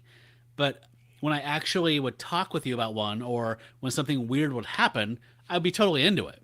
Like, yeah. So I feel like to me that suggests that as a whole run, this Creature Commandos was not consistently well done, but had lots of amazing moments in it. And like you said, the art carried it. That was the buoy that was tied to all the issues together across the harbor. Like without that, without good art, I would have been a much crankier bastard this season. Definitely. So we have Benjamin Potter who just commented, says the combo of serious real with the outlandish made for Whiplash, but when it worked, it really worked. Carrillo's art made it all worthwhile. And I completely agree with that statement. 100%, absolutely. Ben, you're spot on. Yeah. And, but we have Scott Van Berg who reminded us that exploding Axel is worth any rough bits. And you know what? Yep. Cheers to you, my friend. You are 100% right. To Axel, and again, in his memory. To Axel. And again, I mean, I know I've made this offer before, but anyone wants some Axel buttons, give us a review. You can get an all Axel pack. Yeah. So my only question is, now that you've gone through it, would you recommend it? With a really big asterisk. I mean, outside. Yeah, I would. There would be a really big asterisk. Oh, so, is that Matt Harvey? Yeah, it's Matt Harvey commenting. I still had fun reading about Inferno with you guys, for what it's worth. We had fun too. No, we absolutely had fun. Hey, Matt. But no, I thought it was. Yeah, I was glad you reminded us of that, though, Matt. I really was, because that it gave it a strange context, and especially with Kanigher, and I don't know, just Kanigher not caring just made it so strange to decide what was real and what was good. I don't know. Autopilot's a weird thing. I kind of have a cognitive kind of disconnect when you say middle-aged men, because I stayed 21. I forgot about that. Sorry. Yeah. I've always said I'm very immature for my age. Yep. Yeah. Proud. Proud. Does that cover? I don't know. Again, we didn't do all the fanfare. We didn't wear tuxedo shirts. Like, I hope we're doing this, giving it its due. I But think we're giving it its due. I just don't feel like it was something. I don't know. I think we're giving it the right amount of fanfare. I think we've talked a lot about these. I don't know. It seems like we've taught a lot throughout this season about what worked and what didn't because we've had to. Like a lot of the other seasons, we've really enjoyed like the bulk. Like Matt, we have been so lucky. We have done stuff that has been great, that we have loved, that we've been able to talk about and go on about and love. And this was the first time where we were just like, oh boy. So it was different for us. I love it. That third season was a little rough, guys. Let's be fair. Yeah. Continuing with the Werewolf by Night, touching up against the '90s, that was a little. Some of it was fun, and some of it was, Yeah, but we had variety, two Moon Knight issues after like a weird Spider-Woman issue. So Yeah. I don't know. The highs in season 3, I think, made up for the middling stuff. We didn't have those kind of highs. No, you didn't. And it was like a sneaker wave of like other stuff. Like I just programmed all of that what's it called, Night Shift, whatever that group was called, like all that stuff where it's like Jackson like 3 panels, he doesn't even speak. Yep. But we got to have all these fun like shroud stories and stuff like that. That was fun. It was accidentally good in my opinion. Like again, they weren't all great, like you're saying. Like there were some turds in there for sure, but like I actually had a lot of fun with that, even though I think there was some pretty low lows in it. There were low lows, but yeah, I had fun with that too. Matt Harvey's saying if they can end the whole series with a 1-page non sequitur in joke space exile, you guys are off the hook for no tuxedo shirt. Yeah. Thank you. Thank you, Matt. I appreciate that. I needed that validation from you, and that no, you're 100% right. Yeah, you So got great. it, man. Grace says, if I hadn't been reading these with you all, I would have quit in frustration. Like the time travel made me so mad, but you all said it was awesome and convinced me to share that excitement.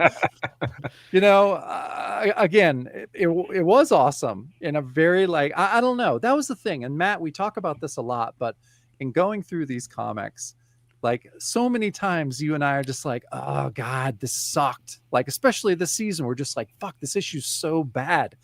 But then when we would talk about it, it would be fun. And I don't know if it's just us together, just being best friends, knowing each other for years and years and years, and just getting together and trying to make the best out of something. And we just would kind of convince each other that we were having fun as we would read these issues. And Yeah. I don't know. So maybe that's the point of this whole show. Well, I will say as the outsider that I have to say, reading them, it was a chore. But I always looked forward to see what your take would be, and you would always find something. You were always like, even the episode when you're like, we've lost our star, where we have no hope with this issue. You still found positive things, and it was always something fun to look forward to. Like I would finish, an 8-page Weird War Tales and just be like, I wonder what Matt and Jacob are going to say about this one, because this one, in my mind, it's going to be tough. But I have faith in them, and you two would just start bantering and laughing, and you just push through it. And I like I said, I haven't said it. I'll say it now. I actually think this is a fitting finale for what this season is. A mixed bag, and it deserves a mixed bag of a finale. Yeah. So Glenn says, I definitely would have read all those on my own. I do think the Bloodstone saga would have been better for the primary show, but hindsight's always 2020. I don't know if Matt and I are going to agree with you on that, Glenn. Yeah. What do you think? I mean, would it have made it more interesting? I don't know if we liked the Bloodstone saga better. I don't know. I don't know if I can answer that, honestly. I don't think I could either, really. But I don't think the Bloodstone saga had the same kind of lows, and it didn't have that Kanigher touch where you're just kind of slogging with somebody who's writing on autopilot. I don't know. John Warner sure was on fucking autopilot. Not on autopilot, but he was doing things that we didn't understand. He was making choices that were confounding. I don't know if I want to say lows. I feel like it's more like unrealized potential that's frustrating. It's like you're a parent and your teen is like a really good guitar player or a really good talented artist, but they won't apply themselves and do anything with it. You're just like, Jesus Christ, you're so talented. Do something with your life. And they're like, oh, I just want to pump gas at the pump and say, fuck you, Dad. Yeah.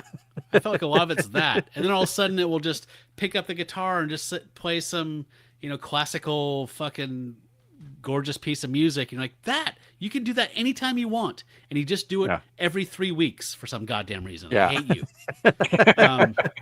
So Well, yeah, Glenn says, I guess I can only say I like the Bloodstone Saga better. I don't think you were alone, Glenn. I'm not saying that I'm just saying, I mean, I'm editing the Bloodstone episode finale next week. So it's hard not to talk about it without the Gerber ending in mind. Oh, yeah, but that's as a true. whole work. But yeah, I mean, just Iron Man and I don't know. There was just that was almost more up and downy to me than this was. So it was always beautiful though.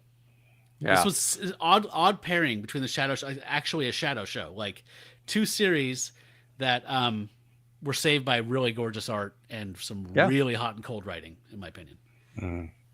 Agreed. Yeah, Matt Harvey. I preferred the Bloodstone Saga as well. Yeah. Well, I hope you guys like. I'm not going to pull up the slideshow that says that's what's coming next, but that is what's coming next. Next weekend we have that finale where we talk about Gerber setting a match to everything John Warner did over the last few years with his character and ending it in the most I don't know, spiteful, or not spiteful, but just playful, just fuck it way. We had a blast. I was high on just talking with you about that last issue for days. I was that was a lot of fun. I was laughing and just chuckling thinking about it. So I think you guys are going to like it. Yeah, you'll love it. So yeah, hopefully, folks, if you are checking this out, you consider supporting us on Patreon. Jackson, you don't need this pitch because you are our biggest booster. But yeah, maybe we should do our shout outs now, Jacob. That's a really good segue. So let's do it. We have switched in this season to a bi-monthly publishing schedule for the regular show. So we only publish twice a month for like the weird Wartail stuff.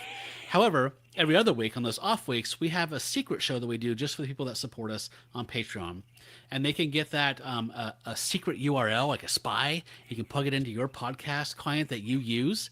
And you will get a secret show audio-wise, or you can go onto YouTube through a hidden link, or on Patreon's Vimeo, Patreon's video server, and watch these episodes. And we're doing basically what we did here, where we're showing the art and talking about it, and we're on screen. But there is an audio version because I know not everybody wants to watch video about comics talk. So, however, next season is going to look like this. This is kind of what this season 7 is. The Atlas Seaboard issues are going to have art pre-made and loaded like we did in this issue. We're going to be advancing through them as we talk. They won't all be live episodes on YouTube. We'll do some, but some of them will be in the studio here and then published. We will publish audio in the podcast feed like normal for everybody. If you don't want to watch, you just want to listen, you will have that. That's not going to change for you. But we are video forward from this point on. This is kind of the transition here. It's a good way to end the season too, transitioning into being seeing our mugs. So yeah. So if you want to get that Shadow Show, we talked about the Bloodstone Saga over, I think, 10 installments, and but those were the last of 105 episodes of the Shadow Show. The Shadow Show was called the Bonus Show. We talked about werewolf movies. We talked about Satan movies. We talked about music we like, obscure music. We talked about stuff that's going on in Jacob's life at the library, where he's serving his community, being an awesome librarian. We just talk about just what's going on in our lives, other stuff we're reading. We back Kickstarter comics that we're passionate about. We love supporting independent artists, so we support those, and then we review them on the show. There's stuff like that. So there's all kinds of stuff. There's 105 things going on in the bonus show that you can check out.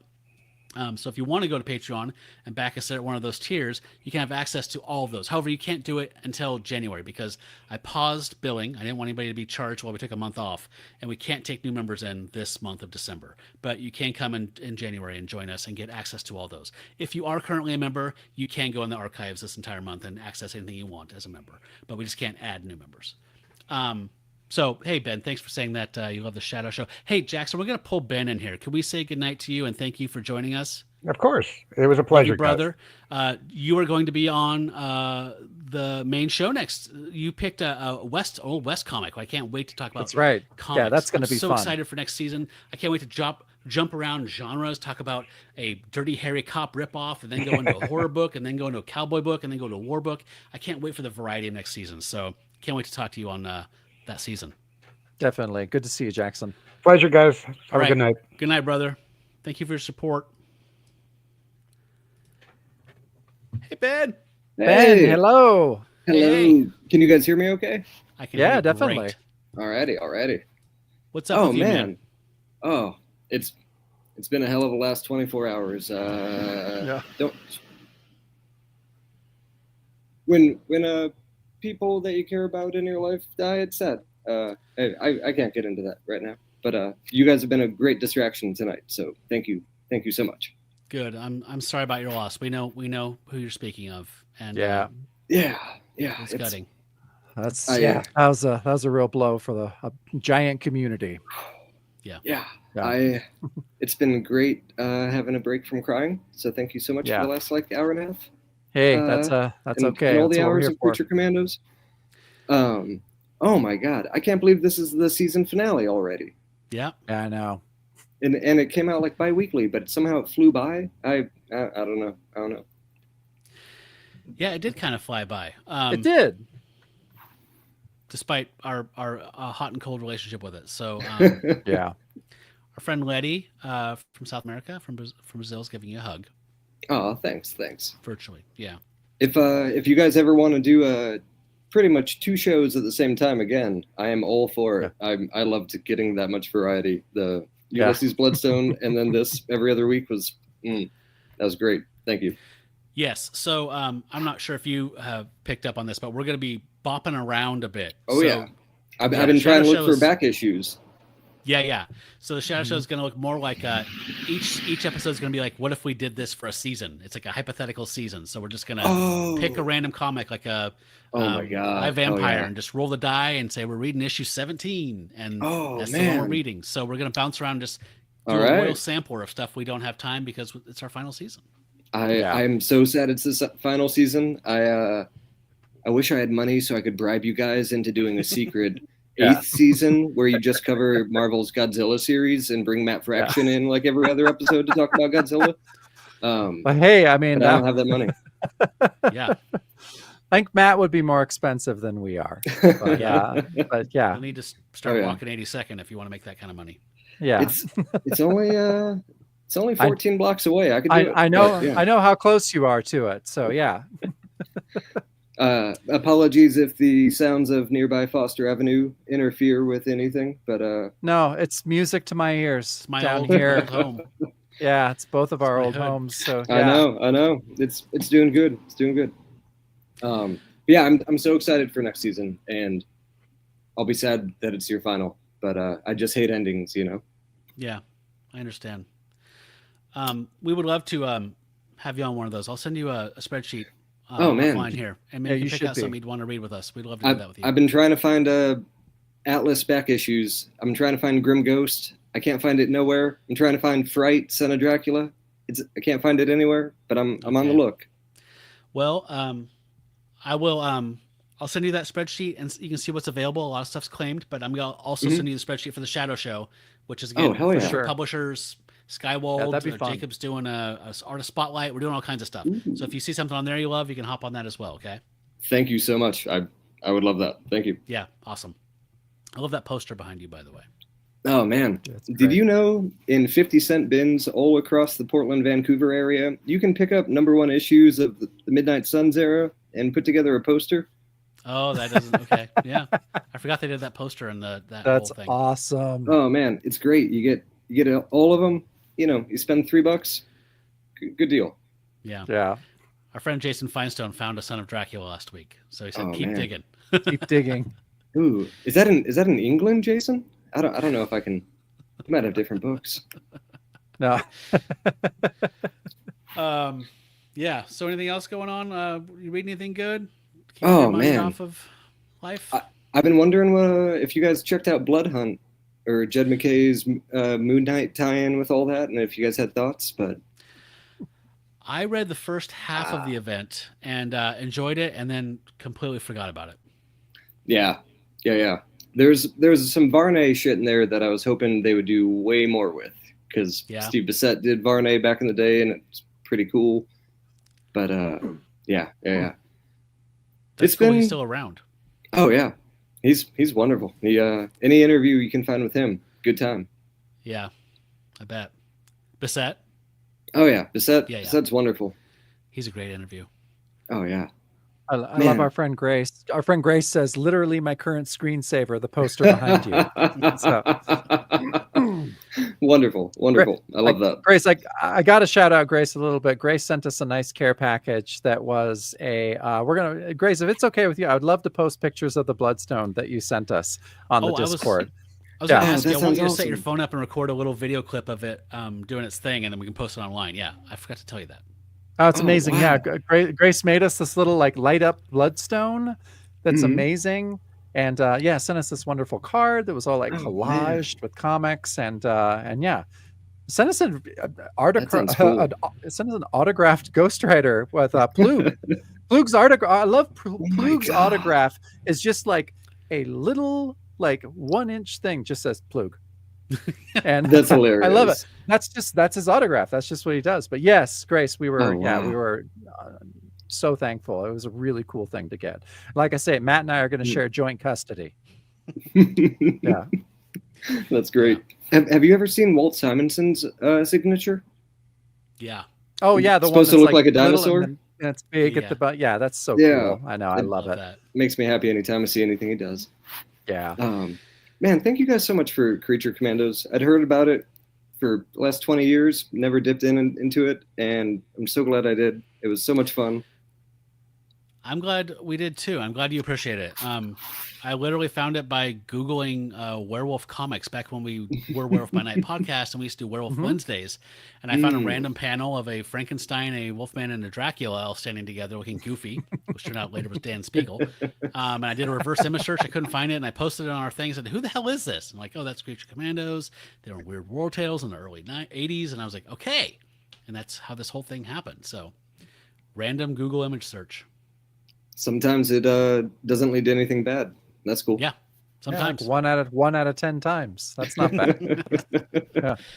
Man, I have a care package to send you guys. I've been very late on sending it, and sorry about that.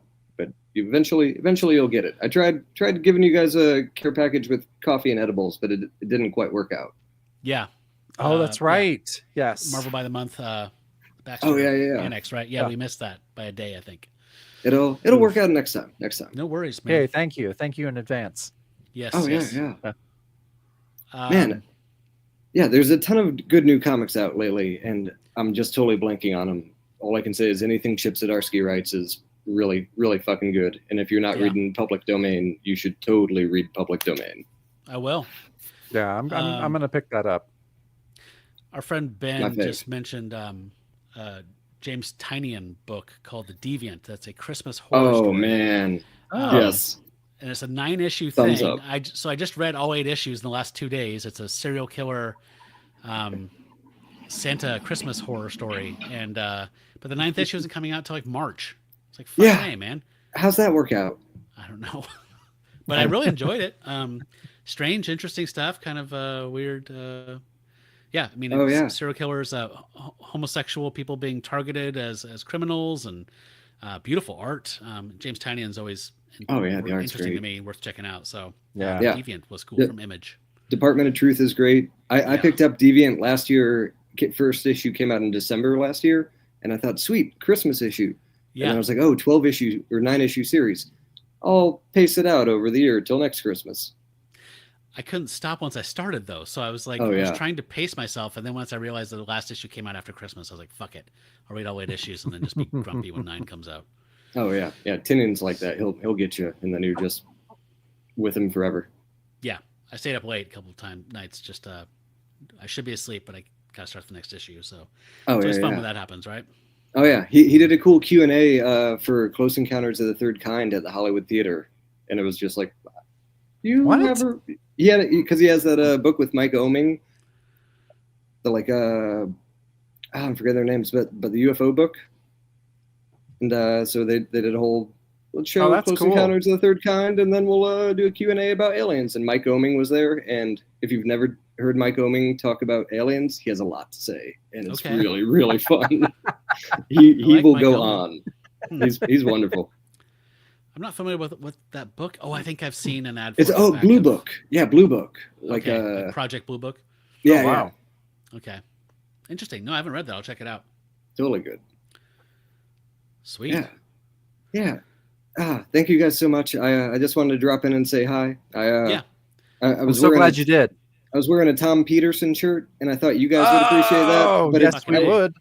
I can't make it work with how layers work in the cold. So Yeah. I'll send you a photo on Instagram. It won't be weird. It'll be cool. Yeah. But No, it'll be Yeah, awesome. that's great. Wake up to a happy day. Yeah. Yeah. And I will I'll send you that list. You can pick out something we can talk about next season, okay? Oh, I would love that. Thank you so much. That'd be a Christmas gift. All right. Well, take care of yourself, Awesome. brother. Dude, Okay. thank Good you to see you, guys. Ben. Good to Good see seeing you. you. Take care. Bye. Bye. All right, Jacob. I think it's that time to do our shout outs for folk and wrap this thing I up. What do you agree. think? I agree. Let's do it. Okay. So, I've been mentioning this the whole time, but if you're not supporting the show, blah, blah, blah, blah, blah, you can get the thing and the stuff and the blah, blah, blah. So we do our shout outs. In the video show, we do them visually at the end of like rolling credits, like, Star Wars crawl. But here we're just doing these verbally. So we trade these off. So let's start up. So we were just talking to one of our great supporters, Ben Potter. Thanks, Ben. Blake, last name withheld. And Brad Elmore. Brian Steed. Brian from Marvel by the Month. Brink. Caleb. Chris Sperry. Dave Kennedy. David D. David Goodwin. Glenn Lash. Good to see you, Glenn. Yes, great, Glenn. Thanks for being here. Greg Rowland. James Shigas. Jared from the Swords and Scrolls podcast. Jason Feinstone. Jason, it wouldn't be the same if you didn't show up for our live stream. Fucking A, brother. Jason W. Jeff Fitzpatrick. Jerry from Buffalo. Justin the Owl. Letty. Matt Harvey. Nice to hear from you, Matt. Yes, and Letty was here too. Letty was a here moment. too, as Yes. always. I love it. Michelle from Moonlit Comics. Thanks, Michelle. Pat Zvek. And Rob from Marvel by the Month. Russ from Tomes of Evil. Tony Iupi. Check out his comics art, please, if you would. It's awesome stuff. Yeah, Tony's great. Tim Tucker. Tim Tucker's a great writer of novels. Please check out his writing as well. And last is Worm Drive Pro. That's not the final tier. That's the pack members. There is a higher tier that you can join if you really want to support the show. We got these new 1080. We got 4K cameras now, thanks to our Patreon supporters. So we're ready for season 7. We're upgrading all of our shit, thanks to you guys. That's right. So the final tier is for Star Gods. So these celestial barbarian deities get even more content exclusive to that tier and a thank you gift from our Threadless shop after 6 months of membership. That's right. Star Gods get to pick out a coffee mug, travel cup, or t-shirt from the show's shop, and we'll send it right to their mailbox. The hallowed ranks of Star Gods include fine folks like Ben M., Eric Hadley, Jesse McFerrin, John Walsh, Josh Link, MJ, Mark Nevins, Melissa Watts, Michael Giacchino, Ryan from Across the Bifrost, a Mighty Thor podcast, and Jackson T. Overstreet. Thanks for hanging out with us for the issue, Jackson. That was a lot of fun. That was super fun. Thank you so much. All right, guys. Well, Jacob, is there more to say? I think we said it all. Did we say I don't it all? know. I think this is the button on the season. We're out. Yes. So this is the part where we say thank you so much for joining us tonight, everybody. We love talking to you guys on here, whether you pop on like Jackson and Ben did, or whether you just talk in the chat. It's all gold to us, and it absolutely just puts the icing on the cake for me. So I love hearing from y'all and seeing y'all, and appreciate everything. And thanks for your support this season. I know some people were hot and cold on it like we were, and some people weren't loving it. And the fact that we made lemonade out of it, I think was what we do here. And I love hearing people say that I wouldn't have read this if I hadn't listened to you guys, and that makes me feel good. So Yeah, it makes me feel good too. I feel like, yeah, this was good, and I am glad. I think this was the appropriate finale, and I really enjoyed this finale. I loved that everyone showed up. Me too. I think it's a great way to do it. Okay, so again, next week, the Bloodstone series ends with Steve Gerber setting a match to the whole goddamn shooting match. And if you're a Patreon supporter, you can check that out. It's going to be a lot of fun. Again, we had a blast talking about it. Otherwise, we're taking a month off. We'll be back probably about a week or so into January. And we'll be coming back with, I believe the first story we're going to do is Grim Ghost, which appears to be a kind of a vigilante Western.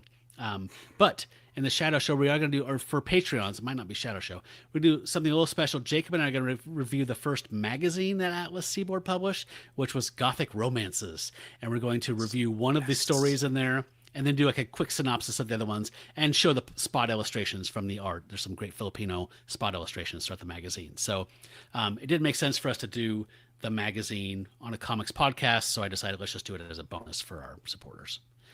But I can't wait to read some pulpy Gothic horse shit. The same way, like I love even bad romance comics. It's the same thing, right? I mean, there's something fun in there. So I can't wait to read a whole feature story in there and kind of review it in depth with a little bit of seriousness, and then laugh at some of the. Oh, there's also really weird ads, like weird bras, like bras that look like you're not wearing a bra, but you can wear a bra for like uptight girls, and there's all kinds of crazy shit in that magazine. I don't need to hear any more. I'm already sold. I'm in. Like that. That's it. You had me. You had me at weird bras. So we're gonna go through the Gothic Romances for Patreon supporters, but we'll be back here for episode 1 of season 7, the finale season for Grim Ghost in middle of January, and I can't wait to see you guys. And thank you for all your support. We'll see you online. If you're not in the Discog server yet, and you want to hang out with us more offline or online, but off of YouTube, we'd love to hear from you there. We watch movies together, usually every Sunday night. We chit and chat and keep it all positive and just keep this vibe going over there on Discogs. So, or not Discogs, Jesus Christ, I mean Discord. Sorry, I was buying vinyl the last 2 days. Anyway, yes, on Discord. So there's always a link to that in the show notes. So if you want to go in there, there's a permanent link. You can join us there and say, hey, we'd love to see you. All right. Well, thanks for joining us again. And as we always say, stay bronze, pony boy. Stay bronze. Good night, everyone. Take care of yourselves. Enjoy the holidays. See you in January. See you in January.